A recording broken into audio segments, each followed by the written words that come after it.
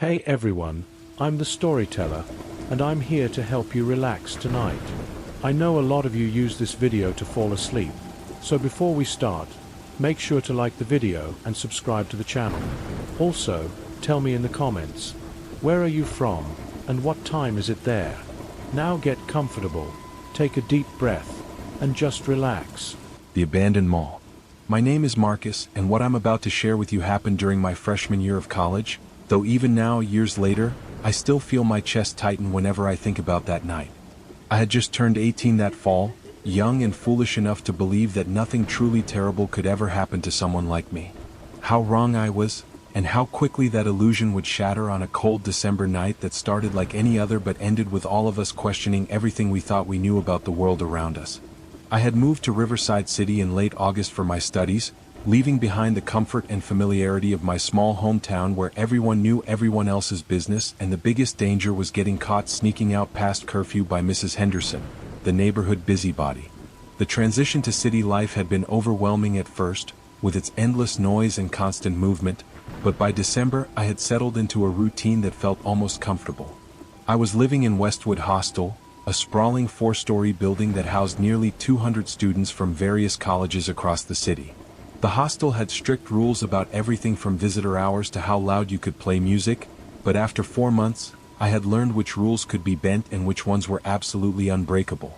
The warden, Mr. Patel, was a stern-looking man in his 50s who had been managing the hostel for nearly 2 decades. Most students were terrified of him, with his hawk-like gaze that seemed to catch every small infraction and his uncanny ability to appear wherever trouble was brewing. But I had somehow managed to get on his good side, probably because I helped his daughter with her calculus homework every Tuesday evening when she came to visit. It was this unexpected friendship that would make our escape possible that night, though I wonder now if things might have been better if we had simply stayed in our rooms like we were supposed to. It was a Thursday night, December 15th to be exact, and the city had been gripped by an unusual cold snap for the past week. The kind of cold that made your bones ache and your breath form thick clouds in the air even indoors if the heating wasn't working properly. 4 of us had been sitting in my room since dinner ended at 8, initially trying to study for our upcoming finals but gradually devolving into conversations about everything except academics. There was me, obviously, trying to make sense of my economics notes that looked like they had been written in an alien language. Then there was Aaron, my roommate, who everyone called by his last name for some reason I never quite understood. He was studying mechanical engineering and had this habit of taking apart everything he could get his hands on, including my alarm clock, which still didn't work quite right after his last improvement. Jay was sprawled across my bed, his psychology textbook balanced precariously on his stomach while he threw a tennis ball against the wall in a steady rhythm that was both annoying and oddly hypnotic. He was the kind of person who seemed to know everyone on campus within a week of arriving, with an easy smile and a natural charm that made you want to trust him even when he was obviously up to something. And finally, there was Adil, quiet and thoughtful, studying pre-med and already stressed about exams that were still 2 weeks away. He had this way of overthinking everything, analyzing every possible outcome before making even the smallest decision, which made what happened later all the more surprising. Around 10:30, Jay suddenly sat up, the tennis ball rolling forgotten across the floor, and announced with the kind of dramatic flair he was known for that we needed an adventure. The walls of the hostel were closing in on him, he claimed, and if he had to look at one more diagram of the human brain, his own might actually explode. We all laughed, but there was something in his eyes, a restlessness that I recognized because I felt it too. We had been cooped up for days, studying and sleeping and eating in an endless cycle that was starting to feel more like prison than college life. That's when I mentioned my scooter, a beat-up Honda that my father had reluctantly agreed to let me bring from home after I promised about 1,000 times to be careful with it. It wasn't much to look at, with its faded red paint and slightly crooked left mirror, but it ran well enough and had given me a freedom in the city that most first-year students didn't have. The moment I mentioned it, I could see the wheels turning in everyone's heads. The same thought occurring to all of us simultaneously: we could leave just for a few hours, see something beyond these familiar walls. The problem, of course, was getting out. The hostel had a strict 11 p.m. curfew on weeknights, and the main gate was locked and monitored by security guards who took their jobs very seriously. But I had noticed over the months that Mr. Patel often did his final rounds at exactly 10:45, checking that all the common areas were empty before retreating to his office for the night. If we timed it right, if we were very careful and very lucky, we might be able to slip out through the side gate that was sometimes left unlocked for the kitchen staff who arrived early in the morning. I found Mr. Patel in his office, going through what looked like attendance records with a frown that suggested several students were in trouble. When I knocked on his door frame, he looked up with that stern expression that made most students want to run in the opposite direction.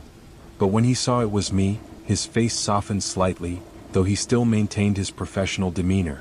I told him we wanted to go out for fresh air, just for a couple of hours, and I could see him preparing to refuse. The rules were the rules, after all, and making exceptions would set a dangerous precedent. But then I mentioned how stressed Adil was about his exams, how Jay hadn't slept properly in 3 days, how we just needed a break from the pressure that was building up inside us like steam in a kettle. Something in my voice must have convinced him, or maybe he remembered being young once, feeling trapped by rules and expectations. He was quiet for a long moment, then told me that he would be checking the side gate at exactly 11:15, and if it happened to be unlocked for a few minutes while he went to get his flashlight from the storage room, well, these things happen sometimes. The ghost of a smile crossed his face as he added that he expected everyone back before 1 a.m., and if anyone asked, we had definitely been in our rooms all night studying. We waited in my room, watching the clock with an intensity usually reserved for exam countdowns. At 11:10 we made our move, creeping down the hallway with exaggerated stealth that probably made us more conspicuous than if we had just walked normally. The side gate was indeed unlocked, and we slipped through into the cold night air that hit us like a physical force, making us all gasp and then laugh at our own reactions. Freedom tasted like winter air and possibility, and for a moment we just stood there, grinning at each other like we had pulled off the heist of the century. I had texted our female friends earlier, Neha and Suma, who lived in the women's hostel 3 blocks away. They had their own methods of sneaking out, which they never fully explained but which seemed to involve a very understanding night matron and a conveniently broken lock on a ground floor window. We had agreed to meet at the 24-hour coffee shop on Brigade Road, a popular spot for college students pulling all-nighters or trying to sober up after parties.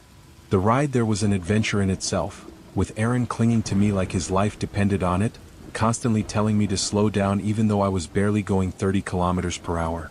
The cold wind cut through our jackets like they were made of paper, and by the time we reached the coffee shop, we were all shivering and red-faced, our eyes watering from the cold. But we were also exhilarated, high on the simple act of rebellion and the promise of a night that felt full of possibilities. Neha and Suma were already there when we arrived, tucked into a corner booth and nursing cups of coffee that had probably gone cold while they waited. Neha was hard to miss, even in the dimly lit cafe, with her bright purple highlights that she had gotten done just the week before despite knowing her parents would be furious when she went home for winter break. She had this energy about her, like she was always on the verge of either laughing or starting a revolution, sometimes both at the same time. She was studying journalism and had a habit of treating every conversation like an interview, asking probing questions and remembering every detail you told her. Suma was her opposite in many ways, quiet where Neha was loud, cautious where Neha was reckless. She was studying literature and had this way of observing everything with an intensity that could be unsettling if you didn't know her well. She wrote poetry that she never let anyone read and had a collection of vintage cameras that she used to capture moments when no one was paying attention. That night, she was wearing an oversized black sweater that made her look smaller than she actually was, and there was something in her expression that I didn't recognize at the time but would later understand was apprehension. We ordered more coffee and spent the next hour talking about everything and nothing, the way college students do when they're avoiding thinking about responsibilities. Jay was in the middle of a story about his roommate's latest romantic disaster when Neha suddenly interrupted, asking if we wanted to do something actually interesting tonight. The way she said it, with that mischievous glint in her eye that usually meant trouble, made us all lean in despite ourselves. She told us about a place she had heard about from her older cousin who had graduated from our college 3 years ago. An abandoned shopping mall on the outskirts of the city, about 45 minutes away if we took the old highway.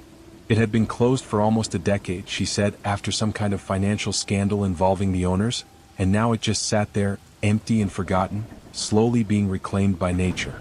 But that wasn't the interesting part. The interesting part, she said, lowering her voice dramatically, was that people said it was haunted. According to the stories, security guards had quit after seeing things that couldn't be explained, shadows moving in empty stores, voices echoing through halls that should have been silent. One guard had supposedly been found the morning after his shift, sitting in his car in the parking lot, completely catatonic, unable or unwilling to say what he had seen. The local kids dared each other to go there at night, but most turned back before even entering the building.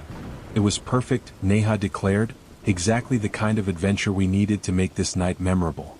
Aaron immediately started shaking his head, saying this was a terrible idea for about 15 different reasons that he proceeded to list in detail. The place was probably structurally unsound, we could get arrested for trespassing, it was freezing cold and would only be worse in an abandoned building with no heating, and did he mention we could get arrested? Adil was quieter in his objection, but I could see the skepticism written all over his face. He didn't believe in ghosts, he said, but he did believe in very real dangers like squatters or drug addicts who might be using the place as shelter. But Jay was already sold on the idea, his eyes lighting up with the kind of enthusiasm that was either infectious or dangerous depending on your perspective. He argued that we were young, this was exactly the kind of story we should be making, the kind we would tell years from now and laugh about. When would we ever get another chance like this? Soon we would be graduated, working jobs, living responsible adult lives. This was our time to be stupid and brave and create memories that would last forever. I found myself torn between my natural caution and the appeal of Jay's argument. There was something seductive about the idea of doing something so outside our normal lives, something that would make us feel truly alive instead of just going through the motions of student life. I looked at Suma, expecting her to be the voice of reason, but she was strangely quiet, staring into her coffee cup like it might hold the answers to questions she hadn't asked yet. In the end, it was decided by a vote. Jay, Neha, and surprisingly, I voted to go. Aaron and Adil voted against. Suma abstained, which we took as a yes since she didn't actively object. The decision made, we paid for our coffee and headed back out into the cold night. We had 2 scooters between the 6 of us, which meant some creative seating arrangements. Jay offered to drive Neha and Suma on his friend's scooter that he had borrowed for the night, while I would take Aaron and Adil on mine. As we were preparing to leave, I asked Neha for more specific directions to this abandoned mall. She pulled out her phone, showing me a screenshot of a map with a location marked in red. It was further than I had initially thought, out past the industrial district and into an area I had never been to before. She assured me she knew the way, having driven past it once during a family trip to visit relatives in a nearby town. All we had to do was follow her lead. The journey out of the city was surreal, watching familiar streets give way to increasingly empty roads. The streetlights became less frequent, then stopped altogether, leaving us dependent on our headlights to cut through the darkness. The cold seemed to intensify the further we got from civilization, and I could feel Aaron shivering behind me, his grip on my jacket tightening with every turn. Adil was silent, but I could sense his tension in the way he kept shifting his weight, looking around at the darkness pressing in on all sides. After about 30 minutes, we passed through what could generously be called a village but was really just a collection of small houses clustered around a single main road. Everything was shut down for the night, metal shutters pulled over storefronts, not a single light visible in any window. It felt like driving through a ghost town, and I heard Aaron mutter something about this being how horror movies started. I wanted to laugh it off, but something about the oppressive silence made the joke die in my throat. Neha led us off the main road onto a smaller one that was barely paved, full of potholes that made the scooter buck and weave dangerously. The forest pressed in on both sides now, tall trees that blocked out even the faint starlight, creating a tunnel of darkness that our small headlights could barely penetrate. That's when Adil leaned forward and asked Neha, loud enough for everyone to hear over the sound of the engines, where exactly we were going. She slowed down slightly, turning her head to shout back that the mall was just ahead, maybe another 5 minutes. But there was something in her voice, an uncertainty that hadn't been there before, like she was trying to convince herself as much as us. That's when I noticed Suma's posture had changed completely. Where she had been sitting normally before, she was now rigid, her arms wrapped so tightly around Jay that he actually winced and asked if she was okay. We pulled over at a wide spot in the road, engines idling, and gathered in a small circle illuminated by the headlights. Neha pointed ahead to where the road curved, saying the mall was just around that bend, we would be able to see it in a minute. But Suma was shaking her head, her face pale even in the yellow light of the headlights. She said we needed to leave right now, that something was very wrong here. Her voice was steady but urgent, like someone trying not to panic while delivering terrible news. Neha turned on her immediately, frustration clear in her voice as she asked what Suma's problem was. We had come all this way, we were literally minutes from our destination, and now she wanted to turn back? But Suma stood her ground, something I had rarely seen her do in the months I had known her. She said she had been feeling it since we entered the forest, a wrongness in the air, like the atmosphere itself was warning us away. She couldn't explain it rationally, she knew how it sounded, but every instinct she had was screaming at her to get as far from this place as possible. Aaron jumped on this immediately, saying we should listen to her, that if someone was feeling that uncomfortable, we should respect it and leave. But Jay was shaking his head, arguing that we were letting fear get the better of us, that of course it felt creepy out here in the dark forest, but that didn't mean anything was actually wrong. We were psyching ourselves out over nothing, letting our imaginations run wild because of a few ghost stories. I looked at everyone's faces in the dim light, seeing fear, excitement, uncertainty, and anger in various combinations. This was supposed to be a fun adventure, a story to tell later, but it was already fracturing our group. I suggested a compromise, that we drive up to where we could see the mall, just look at it from a distance, and then decide whether to go closer or turn back. Everyone reluctantly agreed, though Suma looked like she wanted to object further but held her tongue. We remounted the scooters and continued forward, slower now, the engines barely above idle. As we rounded the curve, the tree suddenly fell away, and there it was. The abandoned mall sat in the middle of a vast empty parking lot, a massive structure that seemed to absorb the darkness around it rather than simply existing within it. Even from a distance, we could see that nature had begun its reclamation process. Vines crawled up the walls and grass grew through cracks in the parking lot. Several of the large windows were broken, leaving dark holes that looked unsettlingly like eyes watching our approach. We stopped at the entrance to the parking lot, engines off now, and just stared. The silence was complete, not even the normal sounds of night that you would expect in a forest. No insects, no birds, no wind rustling through leaves. It was as if the world was holding its breath, waiting to see what we would do next. The mall loomed before us, 3 stories of dead commerce, its sign long since removed, leaving only the ghost of letters on the facade where the elements hadn't quite erased them yet. Jay was the first to break the silence, saying we should at least go into the parking lot, get a closer look. We had come this far after all. But as he spoke, Suma suddenly gasped, her hand flying to her mouth. When we asked what was wrong, she just pointed toward the mall, her hand shaking. At first, I didn't see anything, just the dark building against the darker sky. But then I followed her gaze more carefully, and I saw it too. In one of the second-floor windows, barely visible but definitely there, was a figure. It was too far away to make out details, but it was human-shaped and standing perfectly still, appearing to watch us. As we all focused on it, the figure slowly moved backward, disappearing into the darkness of the building's interior. We all saw it, there was no denying that, though Jay tried to suggest it might have been a homeless person who had taken shelter in the building. But Suma was already backing away, saying she had seen more than just the figure in the window. She had been seeing things since we entered the forest, she admitted, shapes moving between the trees, always staying just at the edge of visibility. She had hoped she was imagining it, that the darkness and the stories were playing tricks on her mind, but the figure in the window confirmed what she had been dreading. We were not alone out here, and whatever was watching us was not human. That's when Aaron pointed out something that made my blood run cold. Our scooters, which we had turned off just minutes ago, were both completely dead. When I tried to start mine, nothing happened, not even the click of the starter trying to engage. Jay's borrowed scooter was the same, as dead as if the battery had been completely drained. We were stranded 45 minutes from the city in the middle of the night, with no way to call for help because none of us had phone signal this far out. The panic that set in was immediate and overwhelming.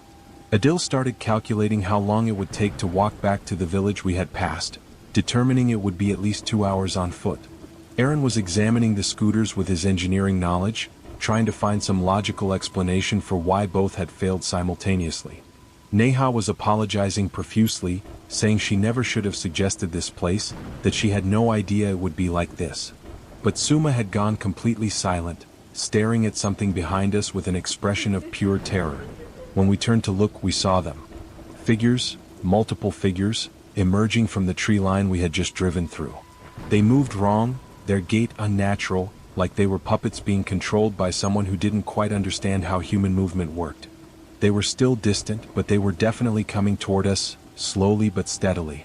Jay grabbed the handlebars of his scooter and tried to push start it, running alongside while attempting to jumpstart the engine. The rest of us followed his lead, Aaron and Adil helping me push mine while Neha and Suma ran alongside. The figures behind us seemed to speed up, matching our pace, maintaining the distance between us but preventing us from stopping or slowing down. Then miraculously Jay's scooter sputtered to life. The engine coughed once, twice, then roared, the headlight flickering back on. Mine followed seconds later, as if whatever had been draining them had suddenly released its hold. We didn't question it, didn't stop to wonder why. Jay gunned his engine, Neha and Suma practically jumping on while it was already moving. I did the same, Aaron and Adil barely managing to climb on before I was accelerating hard, the back wheel spinning on the cracked asphalt before finding purchase.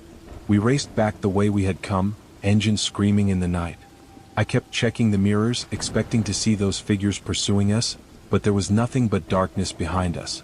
Yet the feeling of being watched, of being followed, persisted all the way back to the village. It was only when we reached the first street light, that weak yellow glow that had seemed so unwelcoming on our way out, that the oppressive feeling finally lifted. We stopped at an all-night fuel station just outside the city limits, all of us shaking from more than just the cold. Suma was crying silently, Neha holding her and apologizing over and over. Aaron was pacing, running his hands through his hair, muttering about electromagnetic fields and rational explanations that even he didn't seem to believe. Adil was sitting on the curb, staring at nothing, his analytical mind trying and failing to process what we had experienced. Jay was the one who finally vocalized what we were all thinking.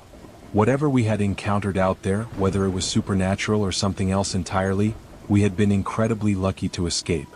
Those figures, the dead engines, the oppressive atmosphere, it all pointed to something that didn't want us there, something that had given us one chance to leave and might not be so generous if we ever returned.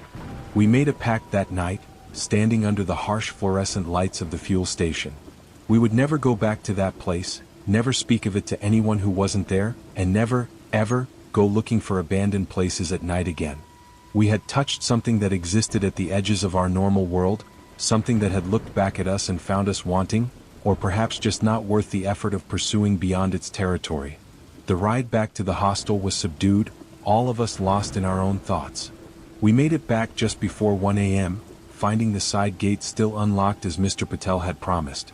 We crept back to our rooms without speaking, each of us carrying the weight of what we had seen, what we had almost become part of. I didn't sleep that night, and from the messages in our group chat the next morning, neither did anyone else. In the days that followed, we tried to return to normal, to focus on our exams and pretend that night had been just a shared bad dream. But things had changed between us, a bond forged by fear and survival that went deeper than normal friendship. Suma never spoke about what else she had seen that night, though sometimes I would catch her staring at shadows with that same expression of recognition and dread. Aaron threw himself into research, spending hours in the library looking up the history of that mall, trying to find some explanation for what we had encountered. He found articles about the financial scandal, about the sudden closure, about security guards quitting without explanation. But he also found other things, older stories about that land, about things that had happened there long before the mall was built. Stories about disappearances, about travelers who took that forest road and were never seen again, about lights in the trees that led people astray. Neha wrote about it, eventually years later when she was working for an online magazine that specialized in urban legends and paranormal experiences. She changed our names and some details, but the core of the story remained the same. The article went viral, attracting comments from people who claimed to have had similar experiences at the same location. Some even provided photos of the mall, taken during daylight, showing it exactly as we remembered but somehow less threatening without the cover of darkness. But there was one comment that stood out, from someone who claimed to be a former security guard at the mall during its final days of operation. He said the mall had been built on land that should never have been developed, that the construction workers had found things during the excavation that were quietly covered up. He said the mall had never been quite right, that even when it was full of shoppers and light and life, there were areas where the temperature would drop without explanation, where security cameras would malfunction, where staff would refuse to go alone. He said the closure hadn't really been about financial scandal, that had just been the excuse. The real reason was that too many things had happened that couldn't be explained or covered up anymore. People going missing in the parking lot only to be found hours later with no memory of where they had been. Children talking to people who weren't there. Staff members quitting en masse after working night shifts, refusing to say what they had seen. The final straw, he claimed, had been when an entire family had disappeared during a busy Saturday afternoon. They had been seen entering the mall on security footage but never leaving. Their car was still in the parking lot when it was found 3 days later, but they were never located. The mall closed within a week of that incident, and nobody had been sorry to see it go. Reading that comment years later, I felt that same chill I had experienced that night, standing in that dark parking lot with those figures emerging from the forest. It confirmed what we had all suspected but never quite voiced.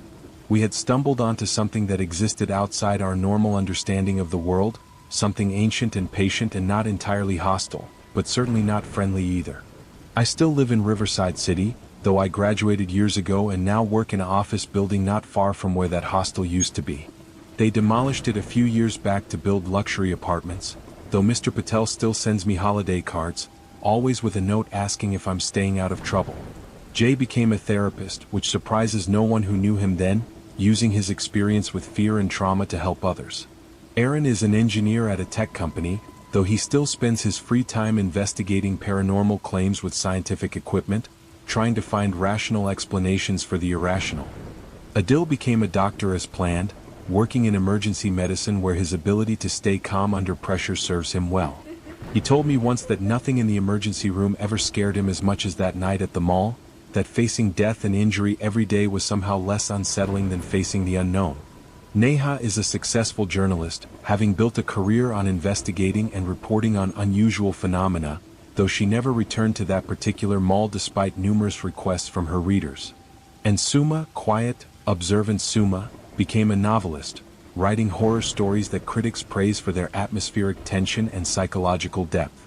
She never writes about that night directly, but I can see its influence in every story, that sense of something watching from just beyond the edge of perception, that feeling of wrongness that preceded visible danger. She told me once that she had always been sensitive to things others couldn't see. That night at the mall had just been the first time others had seen them too. We still meet up sometimes, the 6 of us, usually around the anniversary of that night. We don't talk about it directly, but it's there in the silences between our words, in the way we all tense when someone suggests going somewhere isolated, in the way we all check exits when entering new buildings. We share a secret that has both bonded and marked us, a knowledge that the world is stranger and more dangerous than most people realize. Sometimes, late at night when I can't sleep, I find myself wondering about that mall. It's still there as far as I know, slowly being consumed by nature, avoided by locals who know better than to go near it. I wonder what would have happened if our scooters hadn't started when they did, if those figures had caught up to us, if we had been foolish enough to actually enter the building as we had originally planned.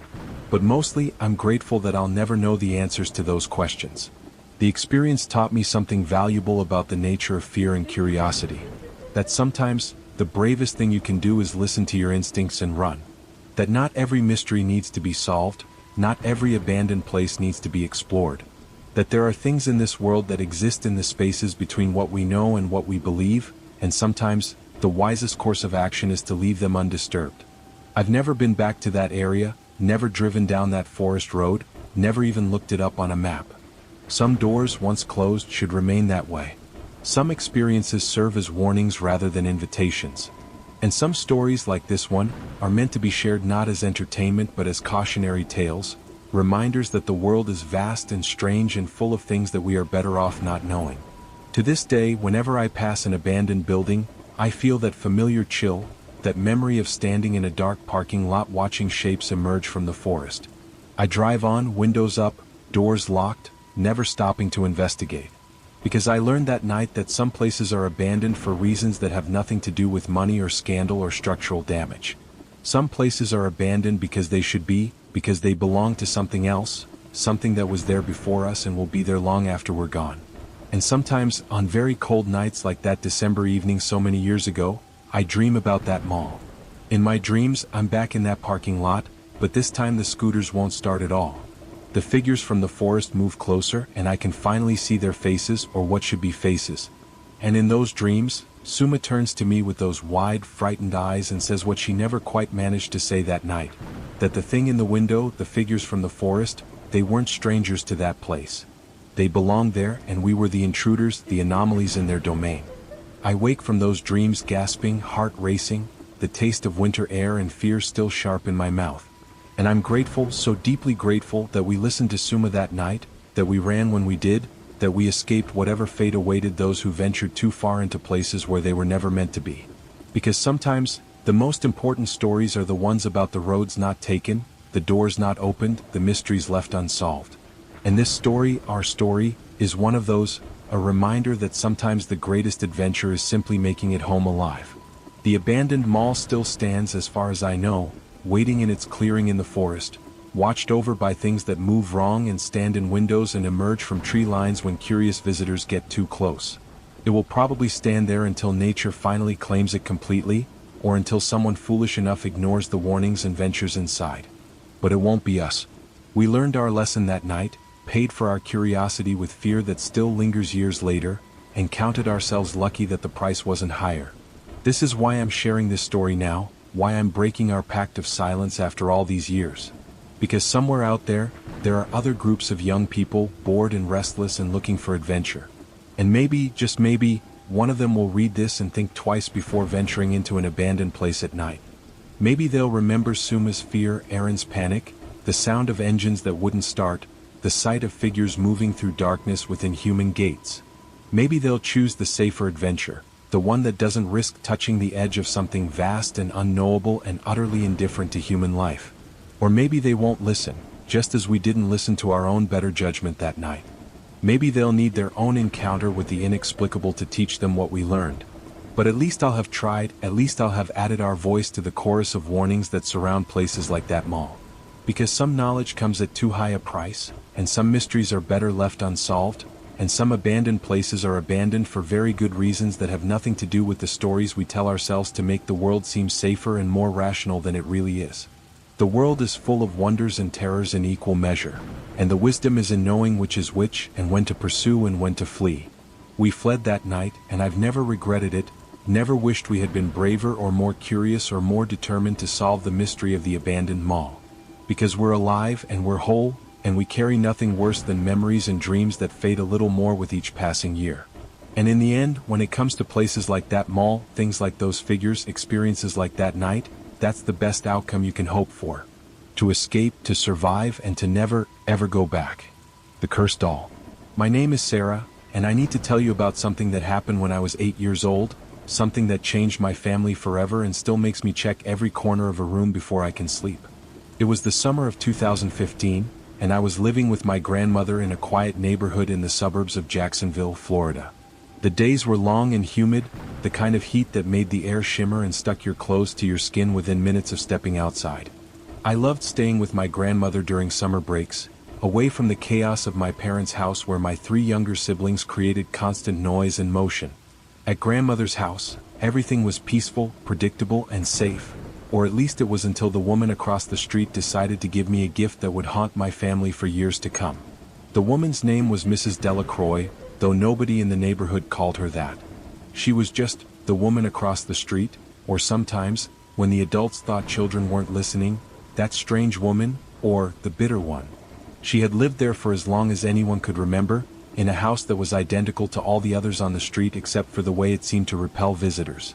The paint was always fresh but somehow uninviting, the lawn was perfectly maintained but felt wrong to walk on, and the windows were clean but reflected light in a way that made it impossible to see inside even during the brightest part of the day.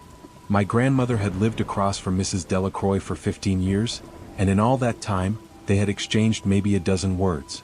It wasn't that my grandmother was unfriendly, quite the opposite actually. She was the type of person who knew everyone's birthday, who brought soup to sick neighbors, who organized block parties every 4th of July. But Mrs. Delacroix wanted nothing to do with any of it.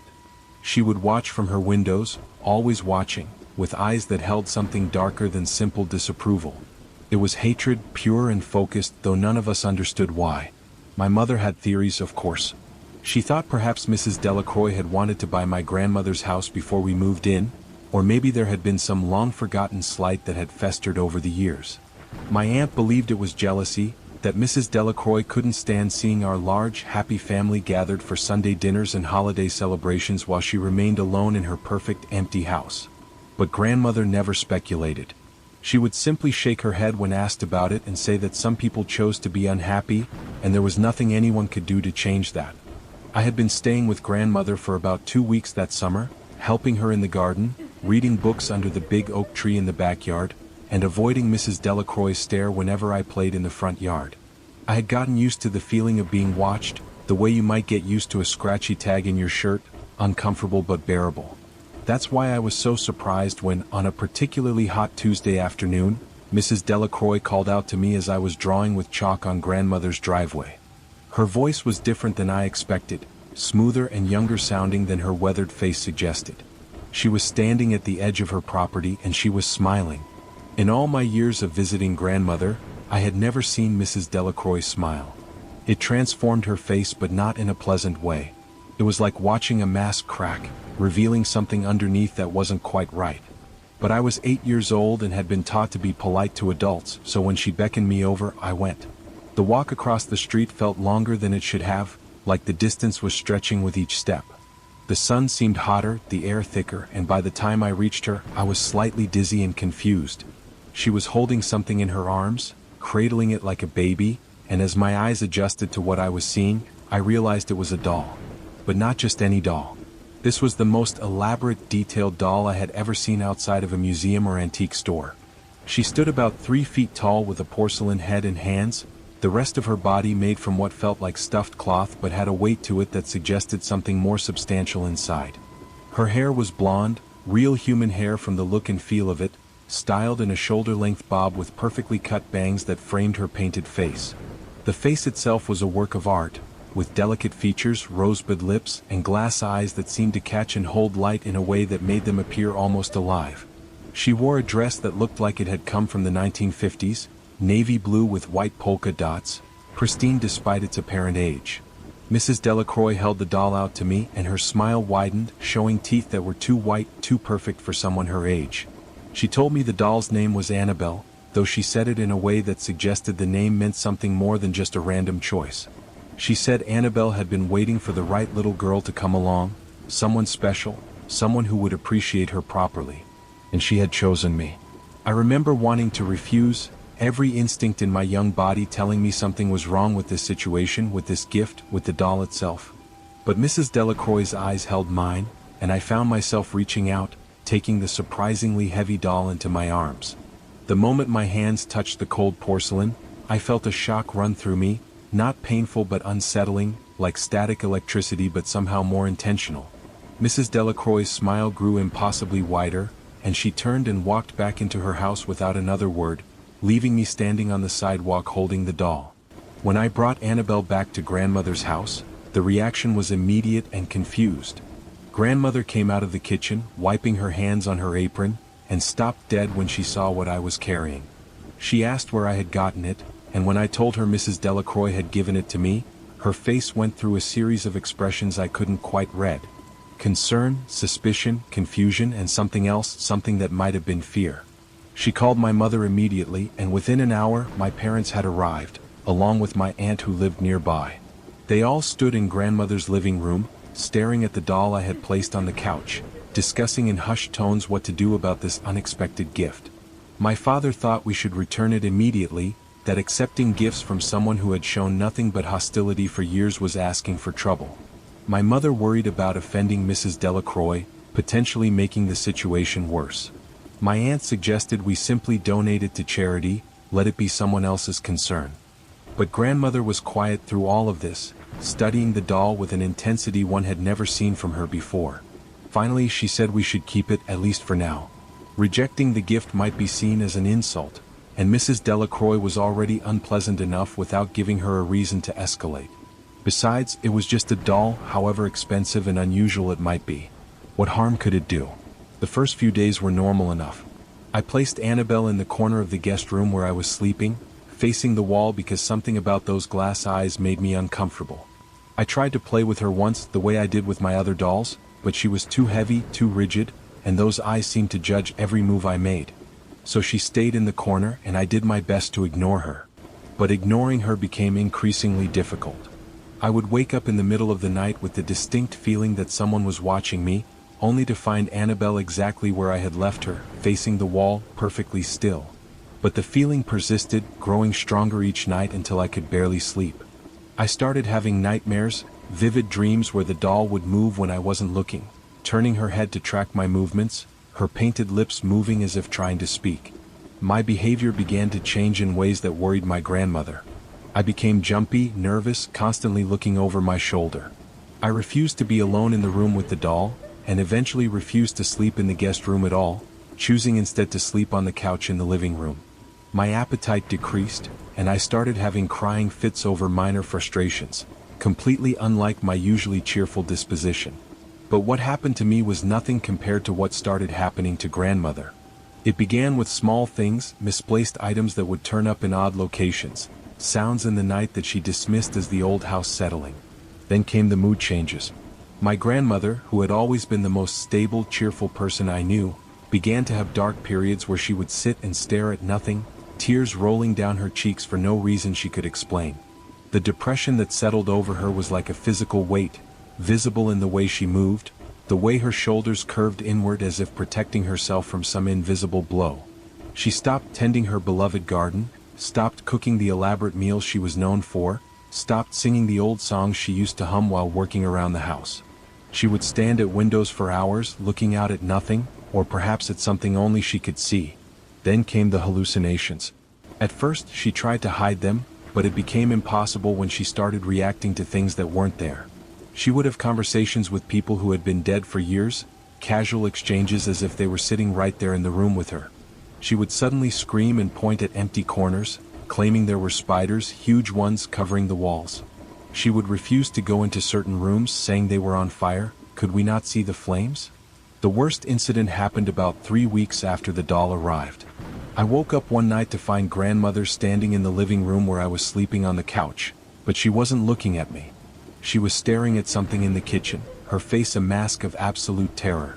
When I asked her what was wrong, she turned to me with eyes that didn't seem to recognize me and said in a voice that wasn't quite hers that the children were dead, all of them, lying on the kitchen floor in pools of blood. I ran to get my phone to call my parents, but when I came back, grandmother was on her knees, sobbing and asking forgiveness from someone who wasn't there. She kept saying she was sorry, that she didn't mean for it to happen, that she would do anything to make it right. When my parents arrived 20 minutes later, they found us both crying, me from fear and confusion, grandmother from whatever horror her mind was showing her. The decision to get help was immediate. My parents took grandmother to the emergency room that night, where she was evaluated and admitted to the psychiatric ward for observation. The doctors ran test after test, trying to find a medical explanation for her sudden psychological break. They found nothing, no tumors, no chemical imbalances, no sign of stroke or dementia. She was physically healthy, but her mind was fragmenting more each day. During one of the family meetings at the hospital, my aunt mentioned something that made everyone freeze. She had been doing research on the doll, trying to find out more about it, and had discovered that the style and make suggested it was from the 1940s or 1950s. But more disturbing was what she found when she researched Mrs. Delacroix. There had been incidents, she said, going back decades. Neighbors who had crossed her in some way, however minor, experiencing runs of terrible luck, unexplained illnesses, family tragedies. My mother, who had always been sensitive to what she called energies, suddenly spoke up about something she hadn't mentioned before. When she had first seen the doll, she had felt something wrong about it, a darkness that seemed to pulse from within it. And lately, whenever she visited grandmother's house to collect things for her hospital stay, she felt like she was being watched, followed from room to room by something hostile and patient. It was my uncle, the pragmatist of the family, who finally said what everyone was thinking. The doll had to go. Whatever was happening, whether it was coincidence or something more, the timing was too suspicious to ignore. Grandmother had been fine before the doll arrived, and her condition had deteriorated rapidly after. Maybe it was psychological, maybe grandmother had somehow sensed our fear of Mrs. Delacroix and internalized it, or maybe, just maybe, there was something more sinister at work. The task of removing the doll fell to my uncle and father. They went to grandmother's house that night, armed with thick gloves and a box, treating the thing like it was radioactive. My uncle later told me that the moment they entered the guest room, the temperature dropped noticeably, and both of them felt an overwhelming sense of being unwelcome, like they were trespassing somewhere sacred and forbidden. The doll was not where I had left it. Instead of facing the wall in the corner, it was sitting on the bed, facing the door, those glass eyes seeming to track their movement as they approached. My father swears the doll was heavier than it should have been, like it was resisting being moved. They managed to get it into the box, but as they were carrying it out, my uncle tripped on absolutely nothing, sending the box flying. The doll tumbled out, and for just a moment, both men swear they saw its expression change, the painted smile twisting into something else before returning to normal. They drove the doll far out of town, to an illegal dumping ground near an old quarry, and threw it as far as they could into the deepest part. On the drive back, neither man spoke, both feeling like they had narrowly escaped something terrible. When they got home, they found several missed calls from the hospital. Grandmother's condition had suddenly improved, dramatically and inexplicably. She was lucid, calm, and asking for her family. The recovery wasn't immediate or complete, but it was remarkable. Within a week, grandmother was released from the hospital, though she had to continue taking medication and seeing a therapist. She had no memory of the hallucinations, the conversations with dead relatives, or the terrifying visions that had consumed her. It was as if those weeks were simply erased from her mind, leaving only a vague sense of unease that she couldn't quite explain. We never spoke to Mrs. Delacroix about the doll. In fact, we did our best to avoid her entirely, though her hatred seemed to have intensified after we disposed of her gift. She would stand in her yard whenever any of us visited grandmother, watching with those cold eyes, her lips moving as if she was speaking or perhaps cursing us. 6 months later, she tried to run me over with her car as I was walking to the corner store, swerving at the last moment when another neighbor shouted a warning. The police were called, but she claimed it was an accident, that she had sneezed and lost control momentarily. We installed security cameras after that, and grandmother eventually moved to a smaller house closer to my parents. The old house sold quickly, and the new owners, a young couple with twin boys, seemed happy enough at first. But within a year they had moved out, refusing to say why they were leaving so suddenly. The house has been for sale ever since, and Mrs. Delacroix still lives across the street, still watching, still hating for reasons we will never understand. Years later, when I was in college studying psychology, I researched the type of doll Annabelle had been. I found stories, so many stories, about dolls being used as vessels, objects that could hold energy, intention, even consciousness. Most of it sounded like superstition, the kind of thing rational people dismissed as folklore and fairy tales. But I had lived through it, had seen what that doll had done to my grandmother, how her mind had fractured in its presence and healed in its absence. I also researched Mrs. Delacroix, going deeper than my aunt had, using resources available through the university library. I found records going back 60 years, always the same pattern. Someone would cross her, sometimes in ways so minor they probably didn't even realize it, and then tragedy would follow. Illness, accident, madness, death. Always explainable, always just barely within the realm of coincidence, but the pattern was undeniable. There was one record that chilled me more than the others. A newspaper article from 1962 about a family who had lived in my grandmother's house before she bought it. They had a daughter, 8 years old like I had been, who had been given an antique doll by a neighbor. Within a month, the entire family was dead from carbon monoxide poisoning due to a mysteriously malfunctioning furnace. The article included a photograph of the family, and there in the background, sitting on a shelf, was a doll that looked remarkably similar to Annabelle. I've never gone back to that neighborhood, never driven down that street, never risked encountering Mrs. Delacroix again. Grandmother passed away peacefully 5 years ago, in her sleep, in the new house where she had been happy and safe. At her funeral, I thought I saw someone standing at the back of the church, an elderly woman in black watching from the shadows. But when I looked again, no one was there. Sometimes I dream about Annabelle, about those glass eyes that seemed too aware, about that painted smile that never quite reached those eyes. I dream about finding her on my doorstep, or in my car, or sitting on my bed when I come home from work. I wake from these dreams gasping, fumbling for the light switch, checking every corner of my apartment before I can convince myself it was just a nightmare. But the worst dreams are the ones where I'm 8 years old again, standing on that sidewalk, and Mrs. Delacroix is holding out the doll to me. In these dreams, I try to run, try to refuse, try to scream for help, but my body won't obey. I reach out and take the doll, and the moment I do, I understand everything. I understand why Mrs. Delacroix hates us, what she really is, what the doll was meant to do. And in these dreams, I understand that we didn't really escape, that throwing the doll away only delayed something inevitable. I've been seeing a therapist about these dreams, about the anxiety that has followed me since that summer. She tells me it's post-traumatic stress, that what I experienced was genuinely traumatic and it's natural to have lasting effects. She doesn't believe in curses or haunted dolls, of course, and I don't blame her. If I hadn't lived through it, I wouldn't believe it either. But I know what I saw, what happened to my grandmother, how quickly everything changed after that doll entered our lives. The logical part of my brain, the part educated in science and psychology, tries to find rational explanations. Maybe the doll contained some kind of toxin that caused hallucinations. Maybe Mrs. Delacroix had been somehow poisoning my grandmother, and the doll was just a distraction. Maybe it was all an elaborate series of coincidences that our pattern-seeking brains interpreted as supernatural. But none of these explanations feel true, not really. What I believe, what I know in my bones to be true, is that some objects can hold more than just matter. They can hold intention, malevolence, power that we don't understand and can't measure with our instruments. And some people like Mrs. Delacroix, know how to use these objects, how to weaponize them against their enemies. We were lucky. We figured it out in time, got rid of the doll before it could complete whatever purpose it had been given. But I often think about all the people who weren't lucky, who received gifts they shouldn't have accepted, who kept objects they should have destroyed, who ignored the warning signs until it was too late. How many unexplained illnesses, sudden madnesses, family tragedies were actually the result of someone's focused hatred given form through an innocent-looking vessel?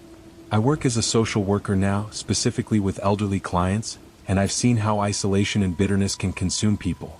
But I've also seen things I can't explain, patterns that shouldn't exist, coincidences that strain credibility. I've learned to trust my instincts, to pay attention when something feels wrong, to take seriously the fears that others might dismiss as superstition. And I've learned to be very, very careful about accepting gifts from anyone who might wish me harm, no matter how innocent those gifts might appear. The man at the window. My name is Nicholas, though everyone calls me Nico, and I need to share something that happened when I was 7 years old in Bulgaria, something that still makes me double-check my locks every night before bed. It was the winter of 2009, one of those winters that people still talk about, when the snow came early and stayed late, blanketing everything in white so thick that some of the smaller villages were cut off for weeks at a time. I was staying with my grandmother in one of those villages, a tiny place called Cherven Bryag that sat nestled in a valley between two mountains, population maybe 300 on a good day when everyone was home. My parents had sent me to stay with grandmother for the winter holidays while they dealt with some complicated situation involving my father's job that I was too young to understand at the time. All I knew was that they looked tired and worried, and when they put me on the bus to grandmother's village, my mother held me so tight I could barely breathe and made me promise to be good, to listen to grandmother, to stay safe. I promised, of course, not knowing how hard that last promise would be to keep. Grandmother's house sat at the very edge of the village, where the clustered buildings gave way to fields and then forest. It was an old house, built by my great-grandfather with his own hands using stones from the local quarry and timber from the surrounding woods. It had that solid, permanent feeling that modern houses never quite achieve, like it had grown from the earth itself rather than being built upon it. In summer, it was paradise, with a garden that seemed to produce endless vegetables and fruits, chickens that provided fresh eggs, and a view of the mountains that could steal your breath. But in winter, especially that winter, it felt isolated and vulnerable. The road that led to the house became nearly impassable when the snow really started falling, and the nearest neighbor was a 10-minute walk through drifts that came up to my chest. Grandmother didn't seem to mind the isolation. She had lived there alone since grandfather passed 5 years earlier, and she said the quiet was company enough for her. But for a 7-year-old boy used to the constant noise and activity of city life, the silence was unsettling. I had been there for about a week, settling into the rhythm of village life, when my cousins arrived.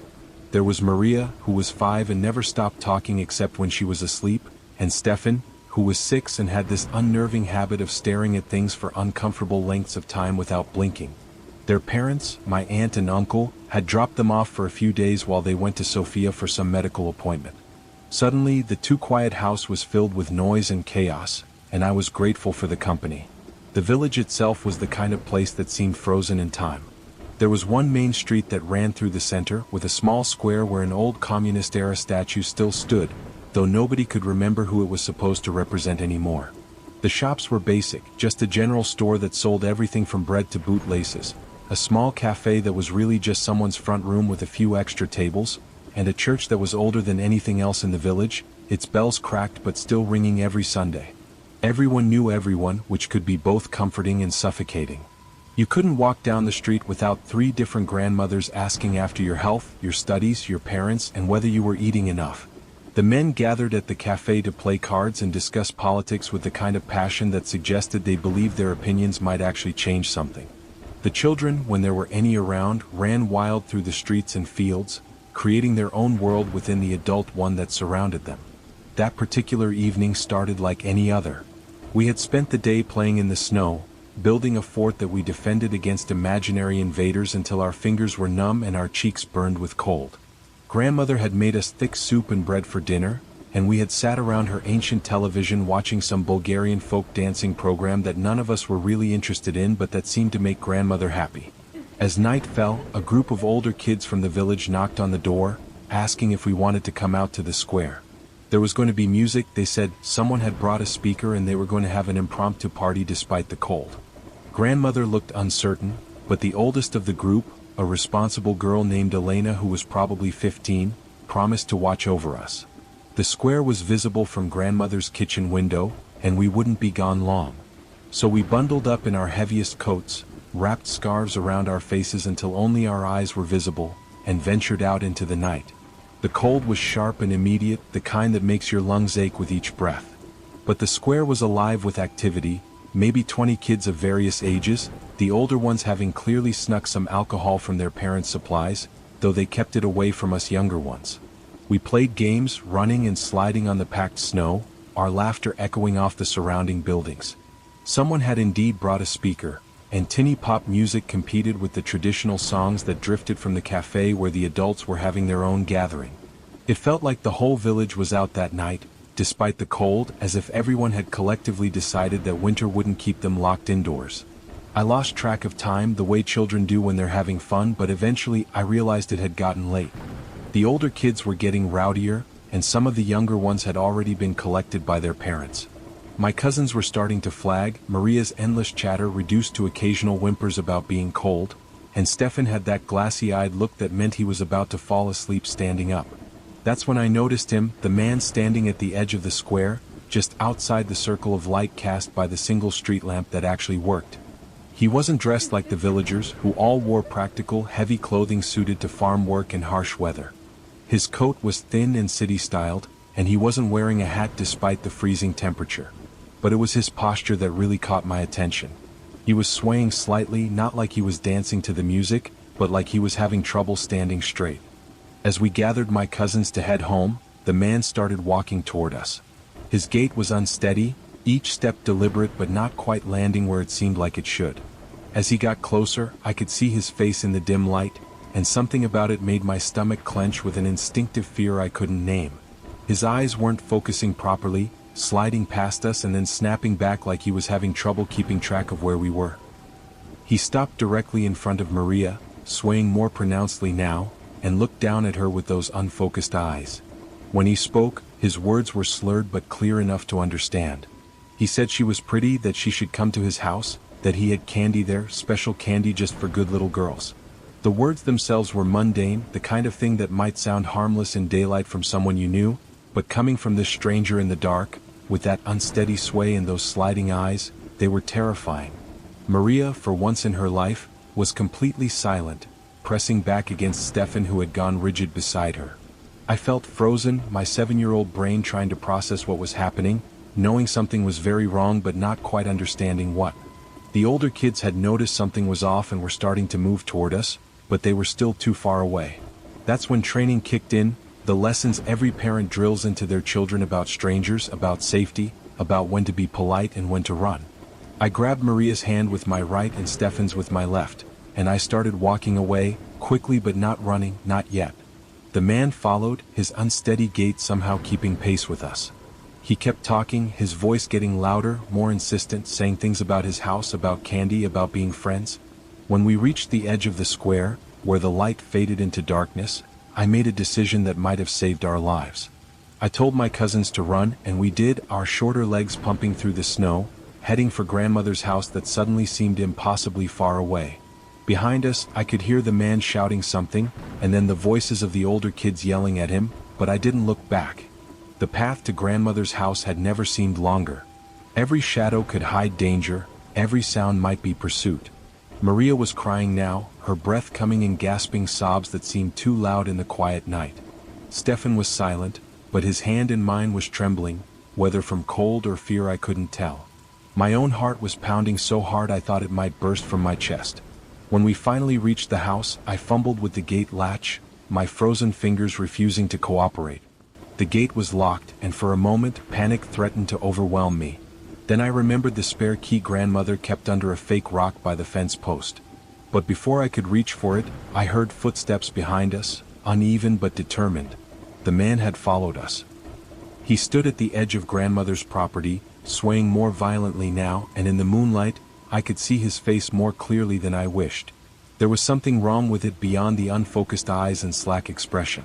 There was an emptiness there, like whatever made someone human had been temporarily vacated, leaving only base instinct and unclear purpose.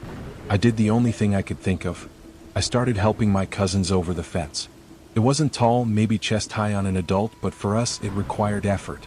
Stefan went first, his fear giving him unexpected agility. Maria was harder, her shorter legs and panic making her clumsy. As I boosted her up, I could hear the man getting closer, his breathing heavy and ragged. Just as Maria tumbled over the fence, the man reached me. His hand, cold even through his thin glove, landed on my shoulder.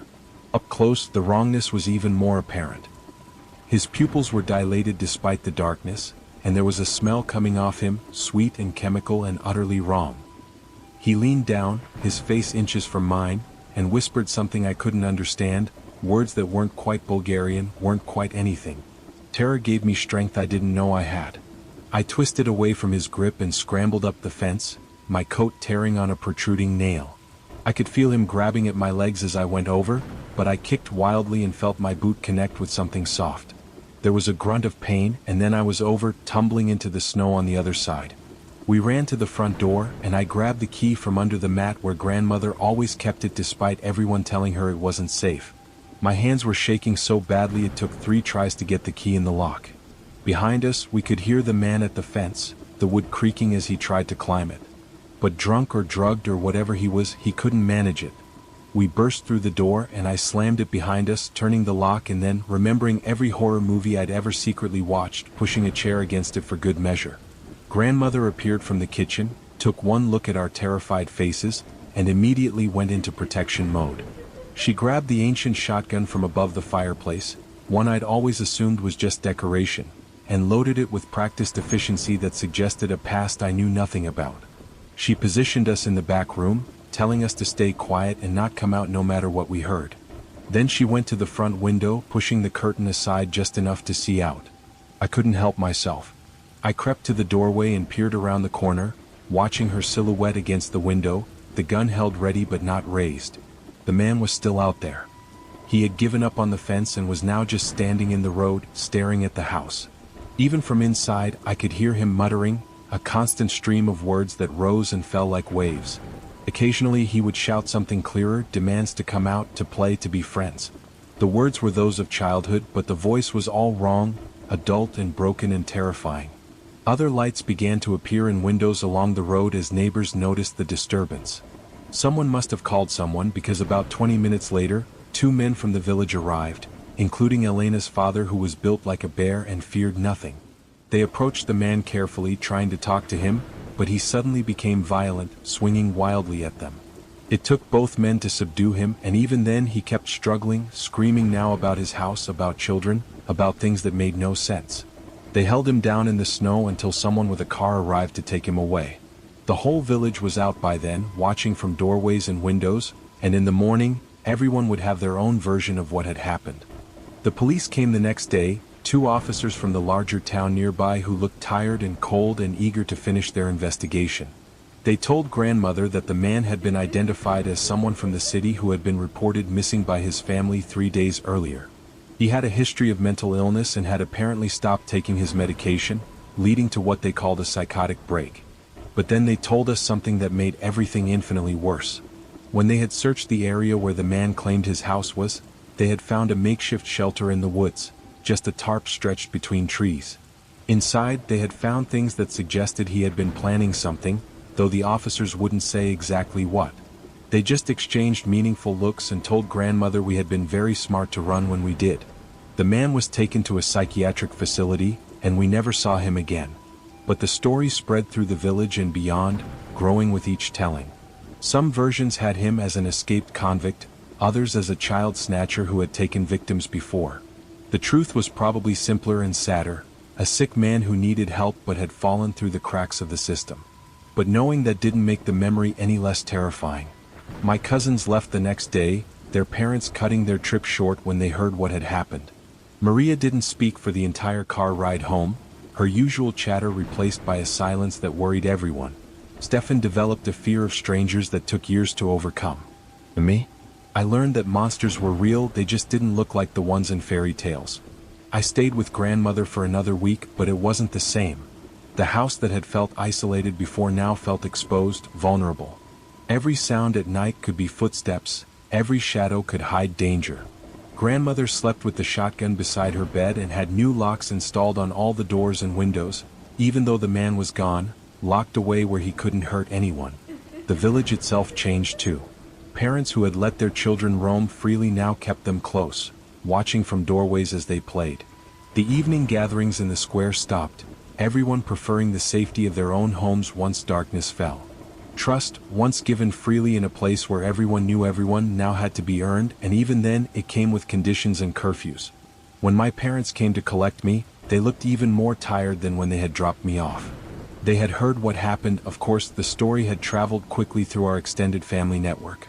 My mother held me so tightly I could barely breathe, and my father kept his hand on my shoulder the entire drive home as if assuring himself I was really there, really safe.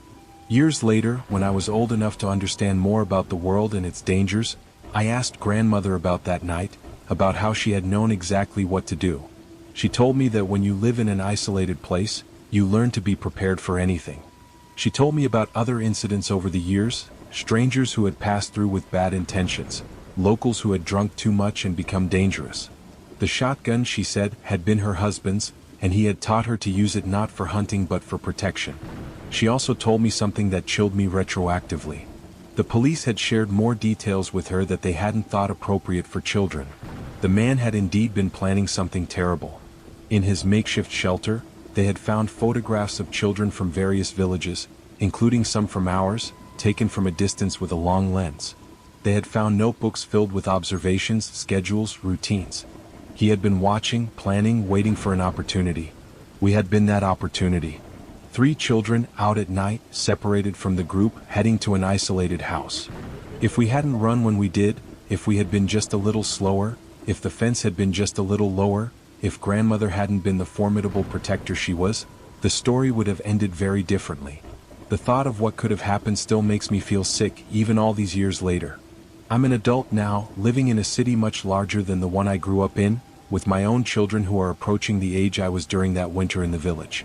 I've tried to balance teaching them about safety without making them afraid of the world, but it's harder than I expected.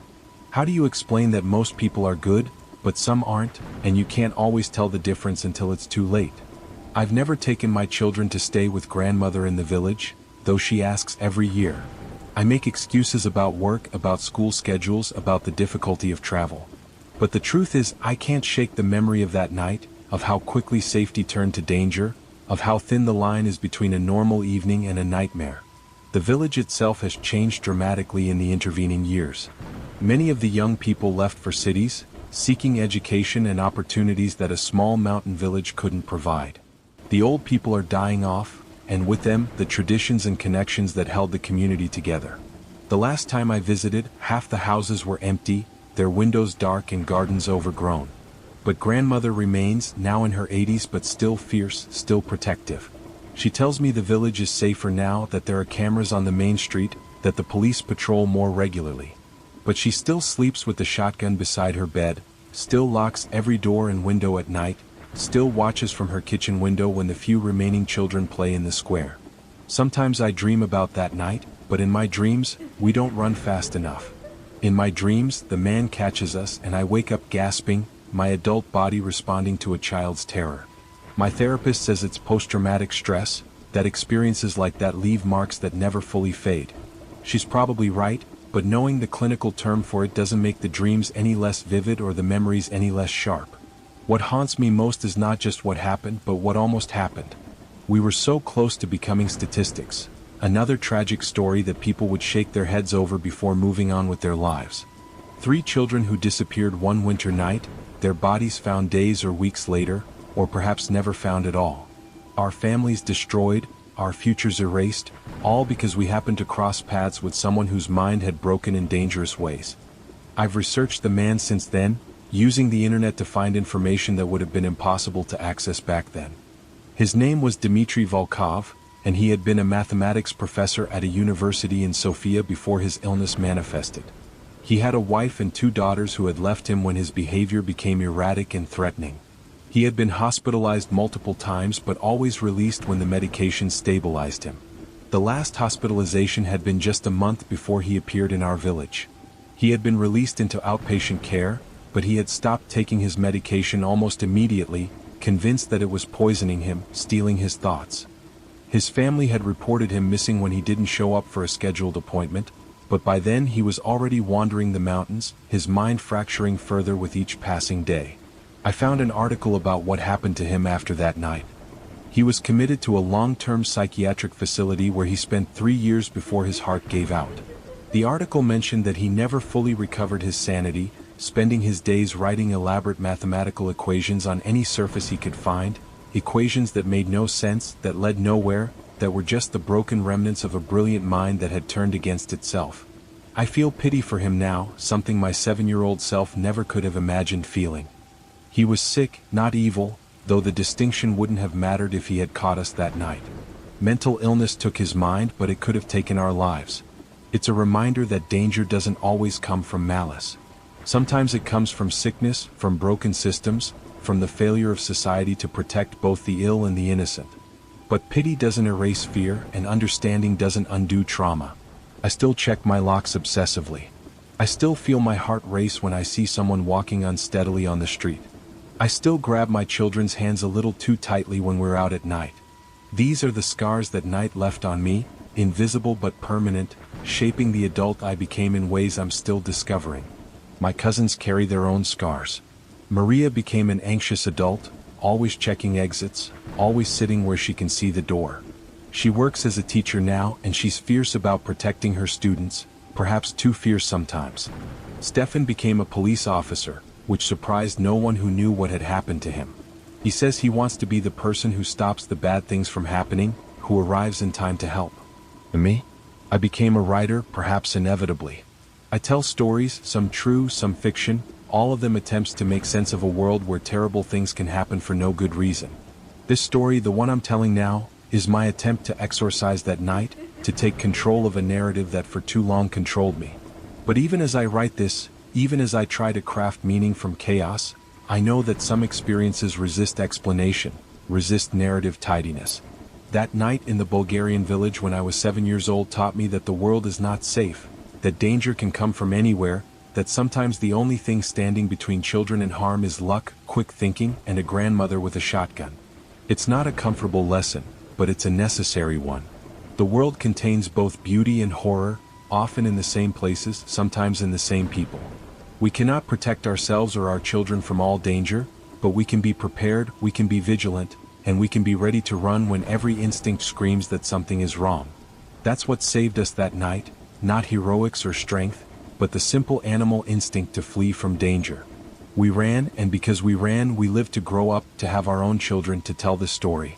And if telling it helps even one person trust their instincts, helps one child run when they need to, then perhaps some good can come from that terrifying night when we discovered that monsters are real, they're human, and they can appear anywhere, even in a tiny Bulgarian village where everyone knows everyone and nothing bad ever happens until it does. The Visitor in White. My name is Priya, And this happened during the summer of 2018 when my best friend Rushmi and I finally convinced our parents to let us have a week-long sleepover while they attended a medical conference in Delhi. We were 15, old enough to be trusted alone but young enough to turn that freedom into an adventure we'd never forget, though not in the way we expected. I lived in a modest two-story house in the outskirts of Bangalore, in a neighborhood that was caught between the old world and the new, where modern apartments rose beside traditional homes and street vendors sold their wares next to air-conditioned supermarkets. My parents were both doctors, perpetually busy with their practice, and they had debated long and hard about leaving us alone. But Rushmi's mother, who lived just 3 blocks away, had agreed to check on us daily, and we had promised to be responsible, to keep the doors locked, to not invite anyone over, to basically be the perfect teenagers that we absolutely were not when unsupervised. They left on a Sunday morning, my mother calling out instructions until the very moment the taxi pulled away, leaving us standing in the doorway trying to look mature and responsible while internally celebrating our temporary freedom. The first day was everything we had imagined it would be. We ordered pizza for breakfast because we could, painted each other's nails in ridiculous colors, practiced dance routines we'd learned from YouTube videos, and stayed up until 3 in the morning watching horror movies that we'd been forbidden from watching when parents were around. We felt adult and independent, masters of our own domain, even if that domain was just a 2-story house in suburban Bangalore. Our house had always felt safe to me. It was where I'd grown up, where I'd taken my first steps, said my first words, cried over my first heartbreak. Every corner held a memory, every room told a story of our family's life together. The ground floor had the living room, kitchen, and my parents' bedroom. The upper floor had my room, a guest room that doubled as my father's study, and a small terrace where my mother grew plants in colorful pots. It was ordinary in the best way, a refuge from the chaos of the outside world. Rushmi and I had set up camp in my bedroom, dragging an extra mattress from the guest room so we could sleep side by side, talking into the night the way we had during countless sleepovers before. My room faced the front of the house, with a large window that looked out onto the street. We kept the curtains open during the day, watching the familiar rhythm of neighborhood life, the uncle who walked his 3 dogs every morning, the auntie who watered her plants while gossiping with anyone who passed by, the children who played cricket in the empty lot across the street until their mothers called them home for dinner. On the second night, Tuesday, we decided to experiment with makeup tutorials, transforming ourselves into what we thought were glamorous avatars but probably looked more like children who had raided their mother's cosmetic drawers. We took dozens of selfies, each more ridiculous than the last, laughing until our stomachs hurt. Around midnight, we finally decided to remove the makeup and get ready for bed. Rushmi went to the bathroom first while I stayed in my room, scrolling through the photos we'd taken. That's when I heard it, a soft rattling at my bedroom door. Not a knock exactly, more like someone gently testing the doorknob, seeing if it would turn. I assumed it was Rushmi playing a prank, trying to scare me since we'd watched horror movies the night before. I called out to her to stop being silly, but the rattling continued. Then I heard her voice from the bathroom down the hall, singing some Bollywood song completely off-key, and my blood went cold. If Rushmi was in the bathroom, who was at my door? The rational part of my brain immediately supplied explanations. It was the wind, though there was no wind that night. It was the old house settling, though it had never made that particular sound before. It was my imagination, fueled by horror movies and the unusual experience of being home without parents. But the rattling continued, deliberate and patient, and I found myself backing away from the door, my heart beginning to race. Then, as suddenly as it had started, it stopped. The silence that followed was somehow worse than the sound had been. I stood frozen in the middle of my room, straining to hear any sound from the hallway, any indication of what had caused the noise. But there was nothing except Rushmi's continued singing and the distant sound of traffic from the main road several blocks away. When Rushmi returned to the room a few minutes later, I told her what had happened. She laughed at first, thinking I was trying to scare her in return for some prank she couldn't remember pulling. But when she saw my face, saw that I was genuinely frightened, she became serious. We discussed checking the hallway, but neither of us wanted to open the door. Instead, we pushed my study table against it, telling ourselves it was just a precaution, that we were being silly but feeling better with the barrier in place. We tried to return to normal, to recapture the light-hearted mood from earlier, but something had shifted. We spoke in whispers without really knowing why, and every small sound made us jump. Eventually we decided to try to sleep, though though sleep was elusive. I kept staring at the door, watching for any sign of movement, any indication that whatever had been out there was trying to get in. Somewhere around 2 in the morning, I finally started to drift off when Rashmi grabbed my arm so tightly it hurt. She was staring at the window, her face pale even in the dim light from the street lamp outside. I followed her gaze and felt my breath catch in my throat. There was someone standing in our front yard, directly below my window, looking up at us. It was a woman, or at least it appeared to be. She was wearing white, what looked like a traditional sari but somehow different, older in style, like something from my grandmother's era. Her hair was long and loose, unusual for any respectable woman to display in public, especially at night. But it was her stillness that was most unsettling. She stood perfectly motionless, not even seeming to breathe, her face tilted up toward our window at an angle that should have been uncomfortable to maintain. We ducked down below the windowsill, hearts pounding in unison. Rashmi whispered that we should call someone, her mother, my parents, the police, anyone. But when we peeked back over the sill to look again, she was gone. Not walking away, not disappearing into the shadows, just gone, as if she had never been there at all. We spent the rest of the night huddled together, taking turns keeping watch, jumping at every shadow that passed by the window. The next morning, in the bright sunshine that made the previous night's fears seem almost silly, we tried to rationalize what we had seen. Maybe it was a neighbor we didn't recognize, someone with insomnia taking a late-night walk. Maybe it was someone lost, looking at house numbers, trying to find an address. Maybe we had imagined the whole thing, a shared hallucination brought on by fear and sleep deprivation. But neither of us really believed any of these explanations. Rashmi's mother came by that afternoon as promised, bringing us home-cooked food and checking that we were doing okay. We didn't tell her about the previous night, somehow knowing that adults would dismiss our fears, would find logical explanations that wouldn't actually explain anything. She stayed for about an hour, tidying things we hadn't asked to be tidied, reminding us about safety rules we already knew, and then left us alone again. That night, Wednesday night, we were better prepared. We had pushed furniture against both the bedroom door and the window. We had every light in the room on, eliminating any shadows where imagination could run wild. We had our phones fully charged and within easy reach. We even had a cricket bat that Rashmi had found in the garage, though neither of us knew how to use it as anything other than a prop for our false courage. At exactly the same time as the night before, the doorknob rattled. But this time it was more insistent, more aggressive. The table we had pushed against the door actually moved slightly, scraping against the floor with a sound that made our skin crawl. We clutched each other, too terrified to scream, too paralyzed to run. The rattling continued for what felt like hours but was probably only minutes, and then it stopped. We waited, hardly daring to breathe, for whatever would come next. And then we heard it, footsteps in the hallway, slow and deliberate. They weren't the normal footsteps of someone walking. There was a dragging quality to them, as if whoever was walking was having difficulty lifting their feet properly. The footsteps went down the hallway, down the stairs, and then we heard the unmistakable sound of the front door opening and closing. This was impossible. We had locked the front door, double-checked it before coming upstairs. We had the only keys with us in the room. But we had definitely heard it open and close. Rashmi wanted to call the police immediately, but I convinced her to wait. What would we tell them? That we heard footsteps and a door opening? They would think we were just scared teenagers jumping at shadows. Instead, we decided to investigate, though every instinct screamed against it. We moved the table away from the door as quietly as possible and opened it just a crack. The hallway was empty, lit by the night light we always kept on. We crept out, the cricket bat held in front of us like a talisman, and made our way to the stairs. Each step down seemed to echo impossibly loud in the quiet house. The front door was closed and locked, exactly as we had left it. Nothing was disturbed, nothing was out of place. But there was a smell in the air that hadn't been there before, something floral but wrong, like flowers that had been left too long in stagnant water.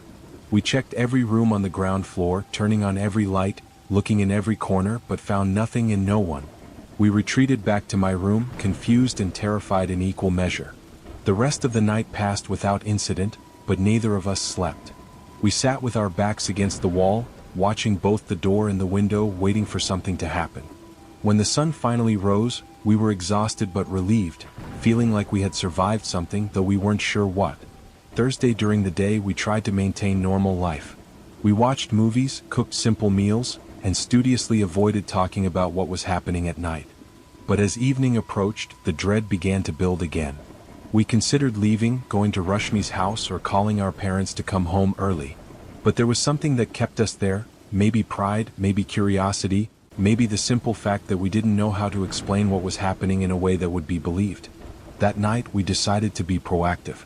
Instead of waiting in my room for something to happen, we set ourselves up in the living room where we could see both the front door and the stairs.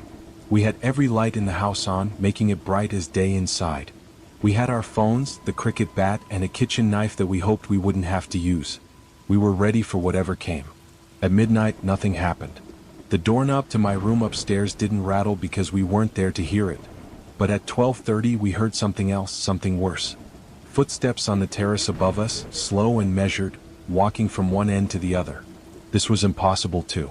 The terrace was accessed through a door in the hallway that we had locked, and there was no other way up there unless someone had a ladder, and even then they would have had to pass by the living room window where we would have seen them. The footsteps continued for several minutes, back and forth, like someone pacing while thinking through a problem. Then they stopped directly above us, and we heard what sounded like scratching, like fingernails on concrete, creating a pattern we couldn't decipher.